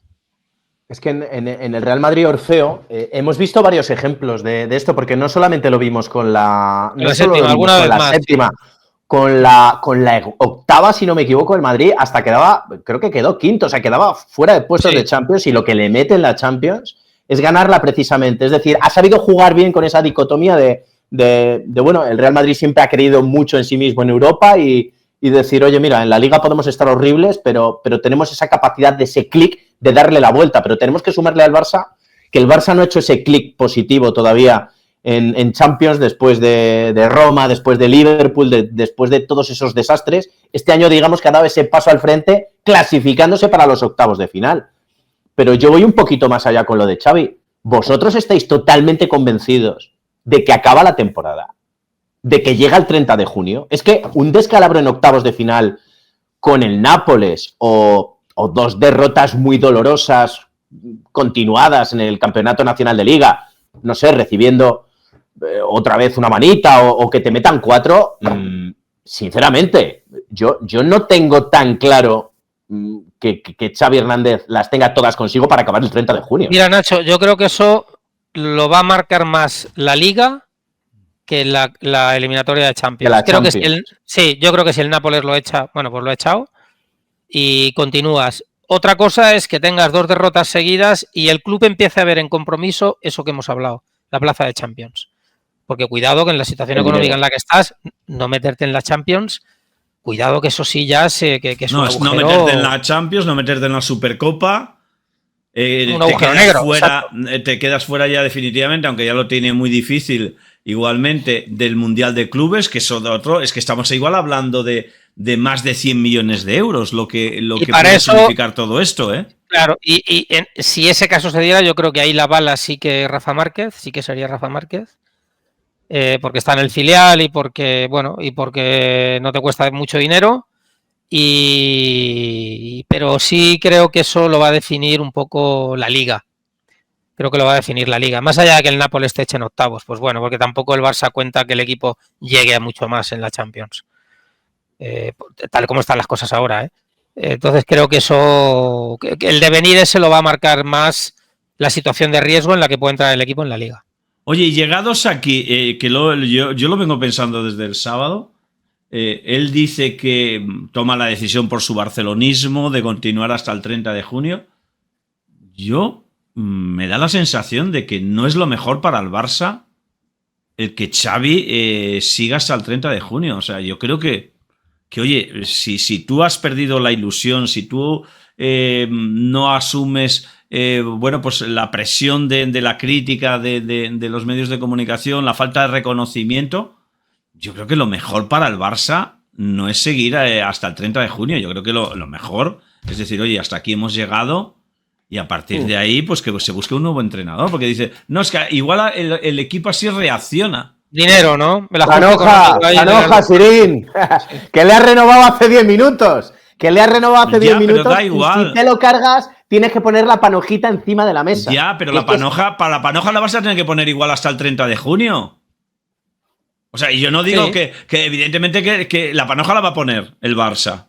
Y después hay otro tema, que, evidentemente igual el Barça no está para fichar a nadie como entrenador para darle una continuidad de 2 años o de 1 año. Pero bueno, tienes a Márquez, que supongo que a Márquez tampoco por subirlo al primer equipo, no creo que Márquez exija que le cuadripliquen lo que está cobrando en el Barça B. O sea, dirá, bueno, chico, de momento que coge el equipo y si a final de temporada las cosas van bien, pues ya hablaremos de un nuevo contrato, pero no sé. Ciro, solo puede ser, a mí se me ocurre, solo puede ser o la pasta, o lo que estamos diciendo de la pasta, o que te quedas sin escudo, porque no olvidemos que a partir del momento en el que Xavi se vaya, que como hemos hablado, todavía tiene predicamento entre los culés por la imagen que tiene de él como futbolista, en ese momento sí que las miradas ya se giran pero hacia si el yo lo cuello, puedo entender como una por lechuza parte del presidente. al palco. Que lo haga, pero lo que no entiendo es Xavi, que diga, no, dimito, pero a partir del 30 de junio. En aras a su barcelonismo dice, no, chico, estarás pensando en ti, porque te ilusiona, no sé, porque como eres un optimista compulsivo, pues piensas que igual en la Champions puede sonar la flauta y te despides por la puerta grande, pero es que a mí no me puede decir que eso es por barcelonismo y porque cree que es lo mejor para el club. O sea, porque no me lo trago. No creo que sea la mejor solución y hablas con mucha gente y te dice, oye, yo creo que no es la mejor solución. Habrá pensado en él, pero no en el Barça. Yo creo que no es la mejor solución seguir hasta el 30 de junio. Bueno, en él, en sus ayudantes, en el hermano, acabamos esto y nos damos tiempo, el club no ejecuta antes porque entonces te lo tiene que pagar todo, más lo que le tenga que pagar al que contrata, y se han quedado ahí en un stand-by, yo creo que fruto un poco de de las conversaciones que hayan tenido, ¿no? Pero es una situación realmente extraña. A ver, muchas veces sabemos que un entrenador no va a continuar y sigue entrenando a un equipo, pero fruto digamos, de un tiempo en el que se acaba el contrato y demás y se sabe que se va a fichar a otro, ¿no? O que va a acabar su ciclo, pero no de esta manera traumática. Y además con la exposición que todavía implica para él, porque va a tener que dar 4 ruedas de prensa a la semana, ¿no? Y que seguramente alguna va a dar mucho de sí. Eso pero no, luego, no, Ciro, no quepa duda. si él se va en junio, por lo menos esta temporada completa la cobra, ¿no? Claro, o sea, quiero decir, cobraría la temporada completa. Sí, claro, claro, denunciaría una. Claro, sí. Claro, es que dimites en enero y las circunstancias, bueno, primero que si dimites ya no hay, o sea, quiero decirte, las circunstancias cambian económicamente, cambian de manera sustancial, pero ahora, insisto en la idea, tal y como he visto a Xavi estos meses, sobre todo esta temporada, tal y como se le ve, o sea, el desgaste que le está suponiendo, lo mal que lo está, porque es que lo está pasando mal, es que se le ve, no hace falta que lo diga porque es que se le ve, le merece la pena, le debe de merecer. No me digas por qué, le merece la pena a Xavi y de momento le merece la pena al Barça. Bueno, al Barça sí, al Barça insisto en la idea, al Barça es por un tema panojil, evidentemente, y de no ponerte a buscar gente ahora. Pero yo creo que si no acaba, me parece que la solución que barajará el Barça es tirar de un tío de la casa, o sea, poner a un Márquez de turno, acabe usted la temporada y luego ya en verano nos ponemos a pensar en el baile de nombres ese eterno que está saliendo, que haya 40 encima de la mesa. Pero digo yo que esa sería un poco la solución que buscaría el Barça, me imagino. A mí el otro día una persona que, bueno, interactúa bastante con su entorno actual, me dijo que la decisión de acabar en junio era anterior al partido con el Villarreal. Es decir, que ya era algo que él venía rumiando por la situación esta que comentábamos de sentirse superado por todo, que ya era algo que él llevaba en la cabeza. No tanto para comunicarlo ahora o no, pero que ya era algo que él se había planteado. Es decir, acabar esta temporada y no continuar. No descartemos un regreso a Qatar, a Abu Dhabi o algún sitio de estos que te permita un poco alejarte de un poco de todo, ¿eh? No tengo información, pero digo, yo no lo descartaría, porque además él ahí se sintió cómodo. Tener en cuenta que él ahí era no solo entrenador de un equipo, sino como director de una escuela, ¿no? Toda la Academia Spire está con sus hermanos entrenando, ahí viviendo un poco en una burbuja. Y porque yo lo que no veo es saliendo ahora al mercado y poniéndose a entrenar mañana, no sé, al Milan, eso no lo veo. Es lo que os iba a decir. ¿Le veis su futuro como entrenador a Xavi Orfeo? Es que ¿sabes lo que pasa? Si Xavi se hubiera ido solo por un problema de tensiones internas, pero su resultado hubiera sido bueno, pues, pero es que el resultado en el campo no ha sido bueno, es decir, no hay algo por lo que alguien diga ha demostrado ser un buen entrenador, aunque luego, bueno, no le han ido bien las cosas, o se ha peleado con el presidente o ha tenido problemas, ¿no? Es que no le he visto yo no le he visto el clic como entrenador, sinceramente, más allá de lo de la temporada pasada. Y me duele, porque me parece que es alguien que conoce mucho el juego y que seguramente tiene buenas cosas que plasmar, ¿no? Lo demostró como jugador, pero como entrenador no le ha salido. Es decir, si yo fuera un presidente de club, ¿por qué ficho a Xavi? Lo puedo fichar por su nombre. Bueno, bien. Ha habido clubes que a veces fichaban a gente por su nombre, Getafe, por ejemplo, ¿no? Luego le salían bien, pero recordar que, no sé, Quique Sánchez Flores, Michel Schuster, solía fichar entrenadores que aunque empezaran, le pusieran un poco, elevaran al Getafe en el arco mediático. Yo creo que eso lo hizo bien Ángel Torres, que además muchos le salieron bien. Pero yo ahora no veo esa tendencia, no veo un club que esté en apuros y que diga voy a apostar por Xavi Hernández. Ahora no lo veo, pero bueno, está en el mercado y tiene un nombre. Yo además lo que no veo es que los presidentes en eso también analizan mucho, ¿no? Y yo creo que le va a hacer daño a nivel de prestigio el no haber aguantado la presión de entrenar el Barça teniéndolo casi todo a favor. O sea, por encima del juego, que es lo que tú dices, claro, si hubiera acompañado el juego y todas estas cosas y hubiera sido un problema de conflicto interno, el motivo para que te vayas o si él hubiera sido más claro y hubiera dicho, mira, pues yo me voy porque me quisieron imponer o me impusieron que incluyera en la lista a 3 jugadores cuando yo no quería incluirlos. Me fichan a Joao Félix cuando yo no había pedido a ese jugador y lógicamente si me lo imponen tengo que ponerlo. Se ha marchado a Alemán o han hecho que se marchara a Alemán porque han puesto a Deco, que es amigo del presidente, por encima de él. Se ha ido Jordi Cruyff, que me llevaba muy bien con él. Bueno, pues dices, ha demostrado personalidad, o sea, se va porque no quiere que le impongan las cosas y ha llegado un momento que ha dicho, hasta aquí hemos llegado, ¿no?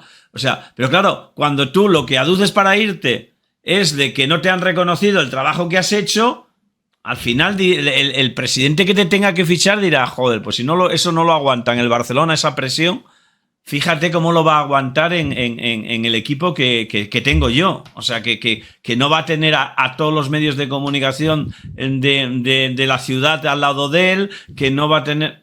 Entonces, yo creo que por eso, esto que ha pasado y los motivos que él da para marcharse, yo creo que le hacen daño para su futuro. Porque no ha aguantado la presión.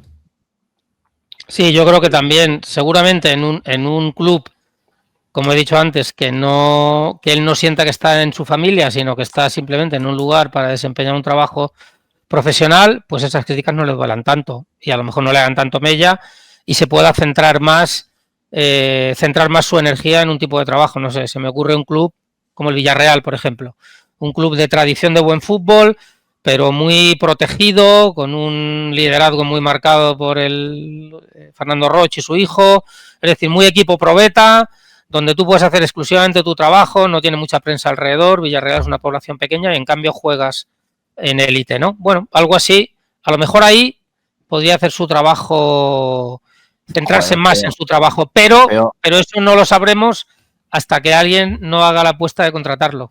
Morfeo, pero es que lo estamos pintando en plan de, no, joder, es que si le ponemos todo, que la población sea pequeña, que le den poca... que lo digo, pero es que lo has dibujado muy bien, porque es que vamos a pararnos a pensar. No, una población pequeña con una prensa que no moleste mucho, con unos aficionados que no metan mucho ruido, macho. Esto es fútbol de élite. Es decir, en el fútbol yo creo que hay 4 puntos. Uno es la dirección deportiva, otro es la prensa, otro es la presidencia y otro es la afición. Cuando tú estás en un club grande, ¿no? Y te tienes que hacer con esas patas, ¿no? Y tienes que lidiar con esas patas. Yo creo que con la dirección deportiva no ha sido capaz, porque sí que estaba a gusto con una dirección deportiva, pero la segunda pata, que era la presidencia, le dijo, ahora no tienes esta dirección deportiva, ahora tienes la dirección deportiva que te digo yo, con lo cual ya no encajas ni con la dirección deportiva ni con la presidencia. 2 patas. El banco se empieza a tambalear.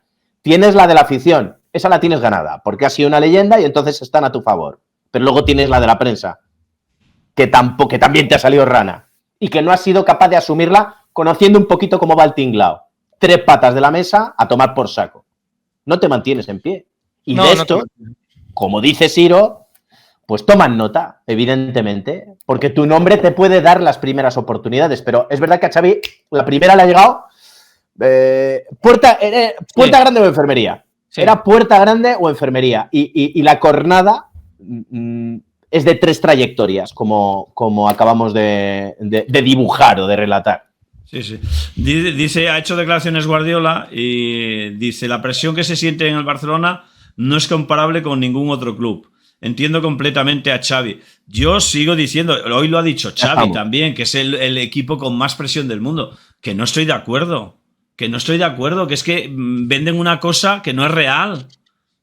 Bueno, con tanta presión como el Bayern, el Madrid o el Inter, igual, mira, o la Juve, igual elimino de la ecuación a los equipos ingleses, porque es verdad que tienen otra idiosincrasia y tienen mucha más paciencia con los entrenadores y son clubes en los que puedes ver a gente, pues eso, como Klopp, que ha estado 9 temporadas o 10 temporadas y que decide él marcharse, no le obliga a nadie, no lo echan ni los resultados, ni la presión, ni nada. O sea, porque se va en el primer puesto de la Premier. O sea, no ese es el tema. Pero decir eso de que es el club con más presión del mundo, pues insisto, o sea, que se lo pregunten a Ancelotti.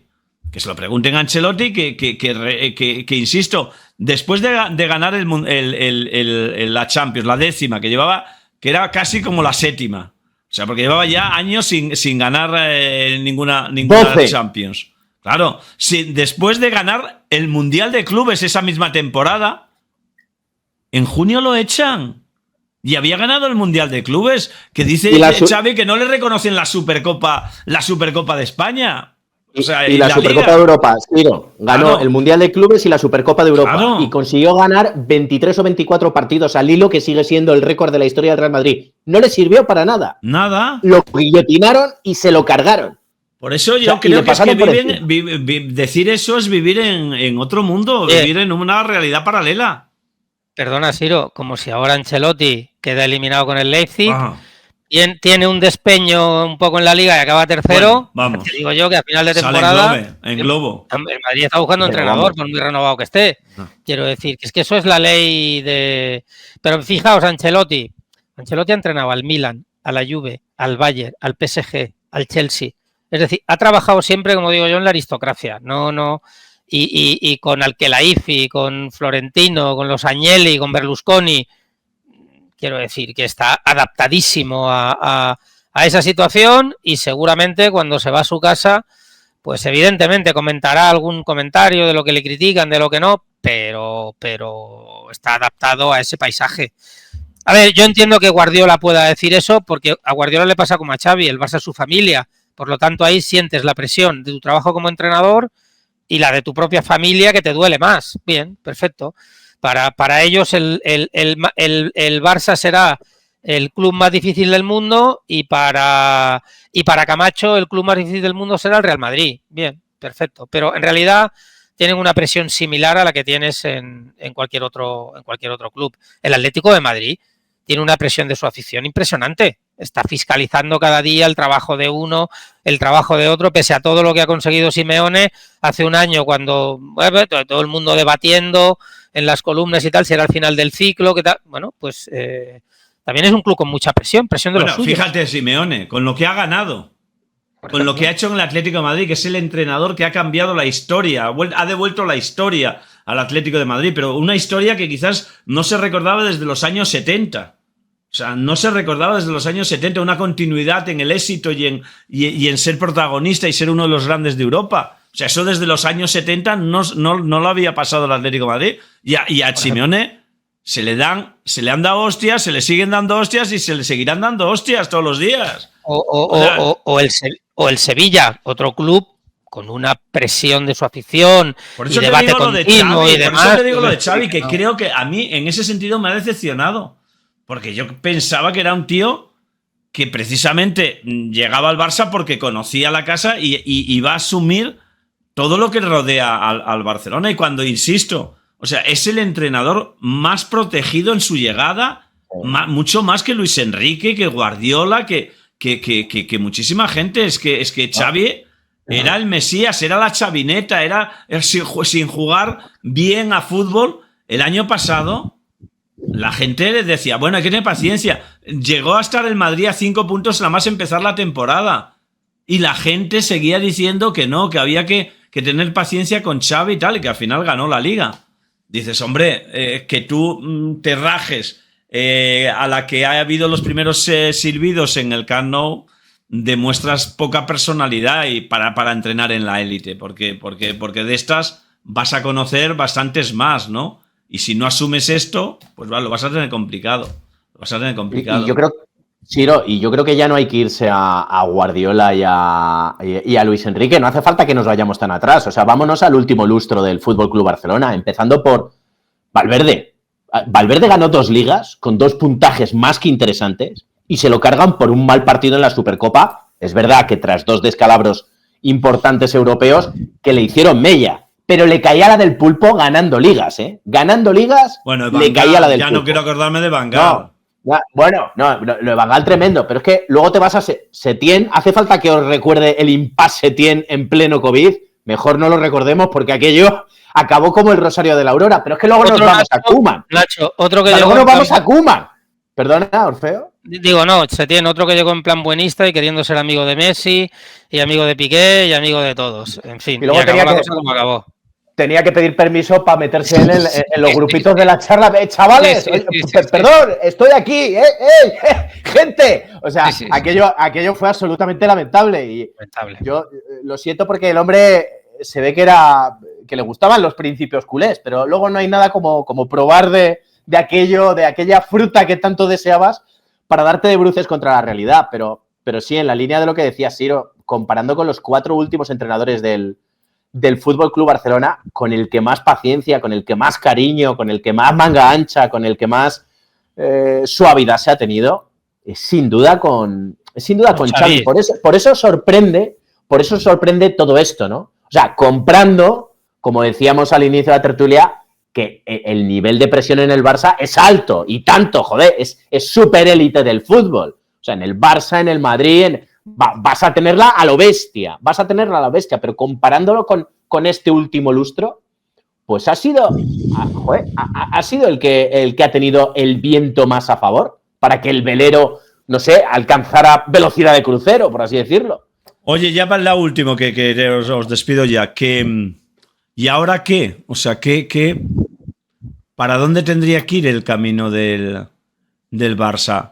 Para volver a lo que apuntaba Guardiola hace 3 o 4 años, de decir, oye, vamos a dejarnos de historias y vamos a apostar por gente joven y de la cantera y intentar recuperar económicamente al club, o seguir en esta dinámica de palancas, de entrenadores, a ver si suena la flauta. O sea, ¿cuál sería el camino que tienen que tomar? ¿Qué entrenador tendría que venir?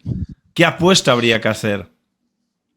¿O ya no hay marcha atrás, Orfeo, en el camino que ha iniciado Laporta? Lo que no veo son alternativas a Laporta. El otro día estuve hablando con algunos empresarios que se reunieron, incluso con algunos expresidentes, y no había nadie que estuviera dispuesto a dar el paso de constituirse en oposición, ¿no? Yeah. Y un poco lo que, entre comillas, decían, a decentar un poco el Barça y trazar un plan de recuperación que pasa, evidentemente, por lo económico y también lo deportivo. Y yo creo que sobre todo en lo institucional, en la imagen, ¿no? Es decir, el Barça necesita que llegue un nuevo presidente, que lo primero que diga es que el caso Negreira fue un episodio lamentable de la historia del Barça, que se pague lo que se deba y miramos hacia adelante. En el momento que llegara un presidente que no haya formado parte de eso, que diga eso y mire hacia adelante, empezará a hablarse menos del caso Negreira. Resolverá el juez, como digo, se paga lo que se deba, que la UEFA decida y nosotros miramos hacia adelante.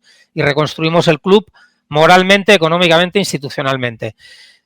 Eso, lamentablemente, yo creo que no va a suceder porque en ese testado que se está haciendo no aparece nadie que quiera empezar a desarrollar una alternativa a Laporta y, por lo tanto, va a ser Laporta, mientras resista, el que vaya continuando con su línea, que yo creo que pasará por fichar un entrenador que tenga muy poco que ver con Xavi. Yo creo que va a fichar un entrenador de lo que entendemos como fútbol más actual, ¿no? Intentar apartarse un poco de la nostalgia, aunque se siga hablando del cruifismo y de todo lo que le debemos y demás, pero que futbolísticamente vaya en otra línea.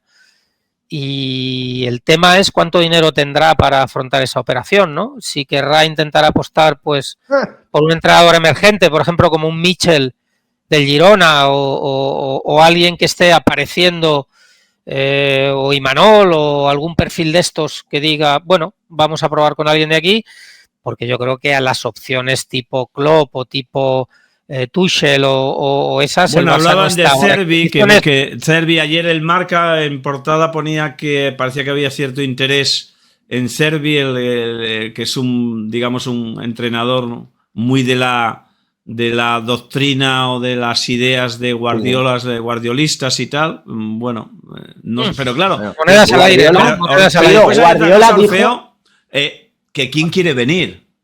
Claro, porque cuando se habla, no. Bueno, a ver, yo creo que Klopp ha dado este paso, seguramente va a tomarse un año sabático. Claro. Si lo que dices es no tengo energía, no me voy a poner con un proyecto nuevo, ¿no? Me da la impresión, porque además a mí Klopp me parece un personaje bastante honrado en lo que dice. No me parece una persona con dobleces, ¿no? Y yo creo que si ha dado este paso será para tomar aire a lo mejor durante un año y luego volver en otro rol, ¿no? O en otro equipo. Pero de ir al mercado de los grandes entrenadores, el Barça no tiene, no, económicamente no está en condiciones. Entonces tendrá que ir pues a una segunda línea. Puede ser un discípulo de, como hablabas de Stervi, o puede ser alguien emergente de la Liga Española, pero yo creo que candidatos no le van a faltar, hombre. Yeah. El Barça, aún en ruinas, sigue siendo uno de los grandes destinos de cualquier entrenador, ¿no? Y el desafío de reconstruirlo, yo creo que candidatos no le van a faltar. Yo eso también estoy de acuerdo. A ver, Siro, un talibán del estilo... no lo veo yo. No, digo, un talibán del estilo se puede relamer con De Zerbi, ¿eh? Porque De Zerbi dijo Guardiola que era como ver a un chef con estrella Michelin. O sea, esto lo dijo Guardiola de Zerbi. O sea, yo me imagino que ese sector duro, que ese ala al que se refería Xavi, de los que le pegan palos porque no puede llegar al nivel de Guardiola, querrá un entrenador de ese estilo, o de Chervi o de Zerbi, que seguro que me van a dar palos por la pronuncia, de Zerbi, ¿no? O de Zerbi, o un Michel. Bea Chanel número 5, entonces. Bea Chanel. Pero vamos, Micciona número 5, pero además, pero por todos lados. O sea, llena botes y botes. Botes y botes. O sea, no para que sea. Colonia, o sea, no me da Colonia, Bea Chanel. No. Chanel. O sea, Guardiola, insisto, Guardiola está diciendo de él que es como ir a una estrella Michelin, ver un partido de él es como irte a comer a una estrella Michelin. Tú imagínate lo que el tocomocho para la derecha y para la izquierda y tocando con el portero, eso tiene que ser un auténtico espectáculo. Eso tiene que ser una cosa, bueno. Yo me lo pongo aquí a las 4 de la tarde y caigo rendido. Pero bueno, si quieren talibanismo, pues tirarán por un De Zerbi o por un Michel, que es un estilo mejorado, desde mi punto de vista, a los que se quedan en el estilo antiguo de hace 10 o 12 años. Pero yo, que no me van a hacer ni caso, y me alegro. No despistas. No, prefiero que el Barça esté en ruinas. No, yo buscaría más rock and roll. Creo que el fútbol ha cambiado. Creo que tú puedes no renunciar a tu esencia de tener un par de tíos jugones o tocones por ahí detrás, pero tienes que meter rock and roll. El fútbol de hoy es rock and roll. El fútbol de hoy es un Camavinga, es un Valverde, tíos que tienen buen pie, que tienen calidad técnica de sobra. Ya, pero que para además eso tienes que tener jugadores. Cubren 100 metros de campo. Pero Nacho, para eso tienes que tener jugadores también. O sea, por mucho que el entrenador, si igual a Xavi, uno de los problemas que ha tenido es que a lo que ha querido jugar no tenía la gente para jugar a eso que él quería hacer. O sea, claro, no sé, sí. Digo. Bueno, oye, Orfeo, que te tengo que despedir, que te tenías que ir, ¿no? Un abrazo fuerte, Orfeo. Bueno, nos vemos la semana que viene. Adiós, Nachito, que lo que te decía... lo que te decía, que también te despido a ti, pero eso, que también necesitas, para tener rock and roll, necesitas tener las guitarras y la batería para poder... porque si solo tienes flautas y saxo, igual rock and roll no puedes hacer. Puedes hacer buena música, pero no rock and roll. Flauta dulce y flauta travesera, ¿no? No, pero ¿sabes lo que...? Esto va mucho con la planificación que decíamos antes. Claro, o sea, claro. Si a ti en verano, o sea, primero no te preparas para la salida de Messi. Luego, a ti en verano se te marcha Busquets y no buscas un sustituto de garantías de Busquets, porque te llamas Laporte y te empeñas que tiene que venir Joao Félix, que va a ser un bombazo que va a llenar Montjuic cada fin de semana. Llegas al mercado de invierno y en esto lleva razón Xavi y le dices, oye, tráeme un mediocentro que necesito, tráeme otro defensa, y te traen a Tigriño. O sea, y de verdad hacía falta gastarse la pasta en Tigriño. Quiero decir, esas decisiones parece que las toma pues no sé, alguien que de verdad actúa por impulsos y no a base de una planificación. Por eso yo cuando miro desde el punto de vista de la vereda madridista, digo, joder, qué tranquilidad, o sea, de verdad, qué tranquilidad. Mira que al Madrid se le ataca desde 1000 frentes diferentes cada día, pero ver esa seguridad, ese pose, esa creencia en las decisiones que se toman desde la dirección deportiva hasta el banquillo, hasta la planificación desde que se marchó Cristiano hasta el día de hoy, joder, a mí me hace sentir orgullo, Siro. Ya, está claro. Bueno, Nachito, espera, que voy a despedir la tertulia a los de YouTube, que dejar los últimos likes, ¿vale? Y recordar que os podéis hacer miembros, tenéis emblemas, emoticonos, podréis leer antes vuestros comentarios si os hacéis miembros en los vídeos. Cuando el chat sea modo miembros podréis escribir Y además ayudáis al editor, que no es otro que Rotoshop, ¿eh? Ya no es Hombre. por mí, no lo hagáis por mí, que sé que por mí no lo vais a hacer, o sea, por mí no lo vais a hacer, pero hacedlo por el editor, que es el bueno de Rotoshop. Bueno, pues eso, muchas gracias y venga, veniros para Twitch, venga, veniros para aquí, que cerramos ya el kiosco, ¿eh? Dejad los últimos likes sobre todo, ¿eh? Y haceros miembros, ¿eh? Qué bien suena la palabra miembros, Nacho. Miembro. Háganse miembros. Háganse Ayuden miembros. a Rotoshop. Claro. Denle a like. Claro. Todas esas cosas. Claro, Pero sobre todo, a ver si háganse llegamos a 400, miembros. que estamos casi 1000 en YouTube y estamos en 384 likes. O sea, con nada, con el 10% nos vamos a 500 casi. Ahora lo ideal sería que estuviéramos en 500, pero bueno. Callita ahí. Ya está, ya ha cortado con mi despedida. Bueno, pues nada, pues ha cortado con mi despedida. Pero como sigo viendo que ahí hay 920, pues digo, igual todavía podemos llegar a 400 likes, pero no vamos a llegar. Bueno, pues nada, que te lo has pasado bien, Nacho. Muy bien, yo siempre me lo paso estupendamente bien contigo, Siro. Vale, bueno, pues perfecto. Pues Siempre. entonces la semana que viene vuelves otra vez. Planning de Por trabajo supuesto, de esta va. semana, planning. Cuando tú me cites, ¿Alguna noticia, por cierto, alguna información que... no, mira, el jueves voy a estar en el Golazo de Gol. Mañana voy a cubrir el Atleti Rayo para DirecTV. Mira, con respecto al tema Correa, si la gente que bueno, están, por que cierto, si se mira, van hablando del Atlético de Madrid, lo publica en su portada el periódico Marca. Moise Kean se ha caído. ¿Se ha caído? Sí, porque por un problema de lesión. Parece que la lesión más o menos se sabía que la tenía, pero se pensaba que iba a ser una semana y resulta que son 4 semanas. No es una lesión grave, pero claro, si viene para ayudar ahora en la Champions y en la Liga y resulta que tienes que esperar un mes para que se recupere, pues entre que entra en el equipo, no entra, no sé qué, pues se acaba la temporada. Bueno, pues Moise Kean se ha caído.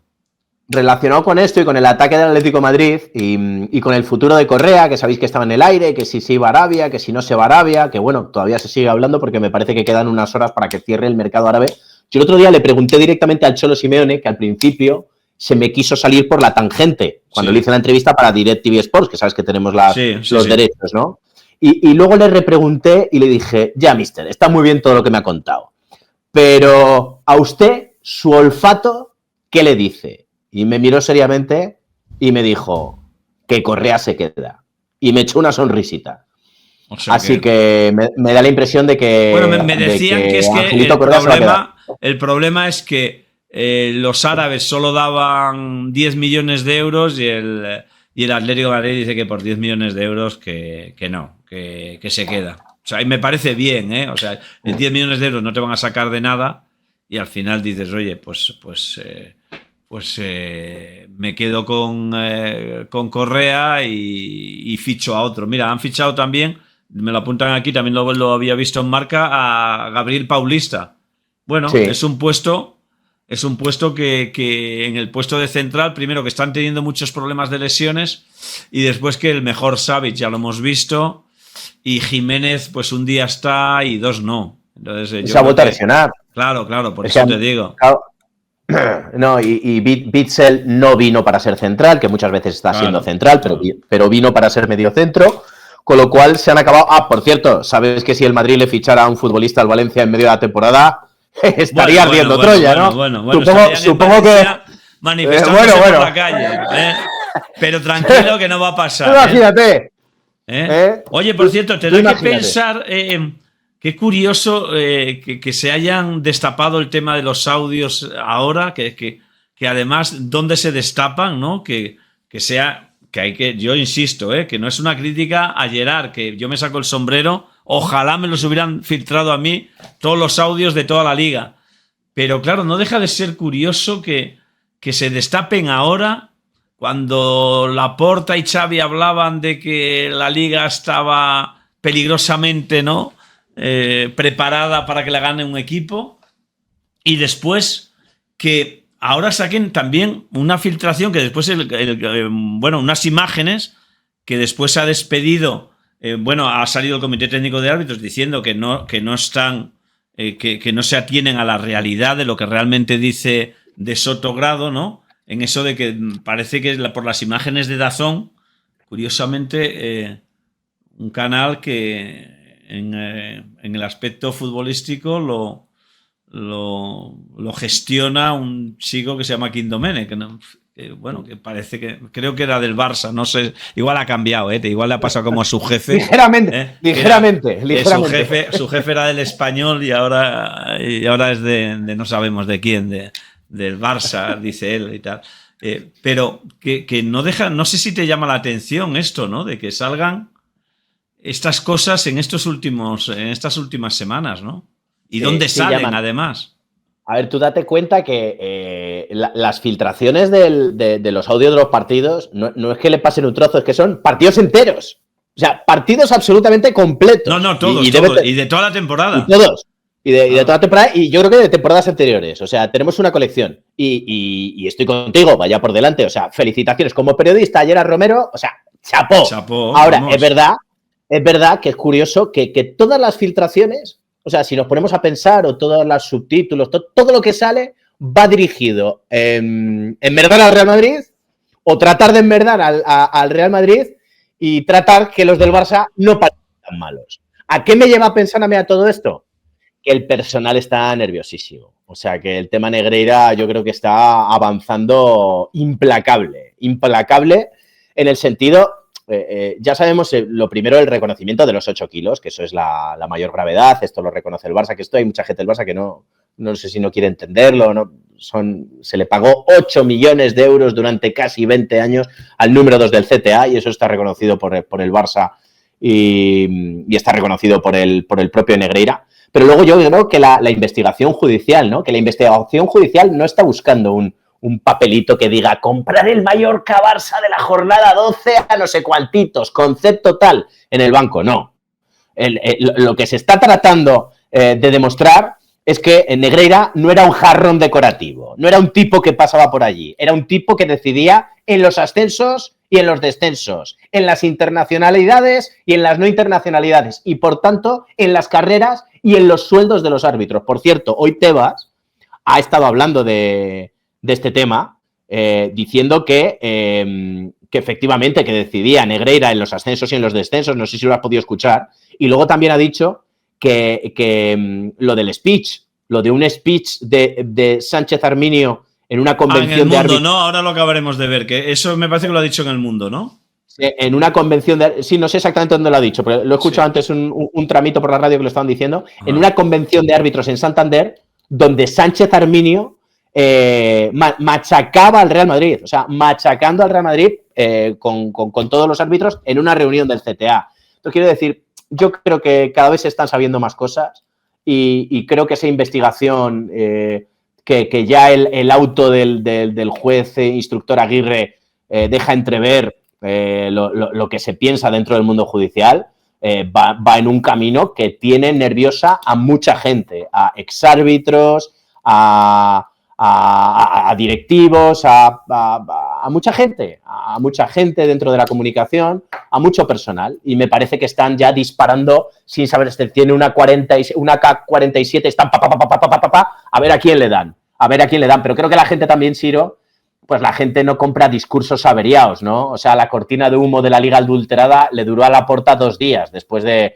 la derrota frente al Atleti de Bilbao. Estuvieron 2 días con la Liga adulterada y llegó Villarreal y ya Castillo en naipes. O sea, veo a la gente, veo al personal realmente nervioso, pero histérico, te diría yo. Yo, el de Félix lesionado, es verdad, no está en la convocatoria para el partido de mañana contra los Osasuna. Oye, la última, tú que sigues habitualmente los entrenamientos del Madrid, Arda Güler cada día es el protagonista, ¿no? O sea, ayer, por ejemplo, vi un golazo que metió.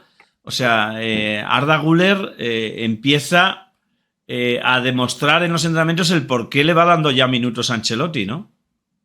Tiene Siro, tiene una personalidad sensacional. O sea, la gente, a mí me lo contaban desde dentro, que se habían quedado boquiabiertos, porque habían visto virgueros en los entrenamientos. O sea, a mí esta persona me decía, joder, mira, yo he visto aquí a Taque Cubo, y Taque Cubo hacía locuras con la pelota. He visto chavalitos jóvenes así, Odegaard, era muy bueno, pero es que lo de Arda Güler es otra cosa. O sea, te dicen que lo de Arda Güler es otra cosa.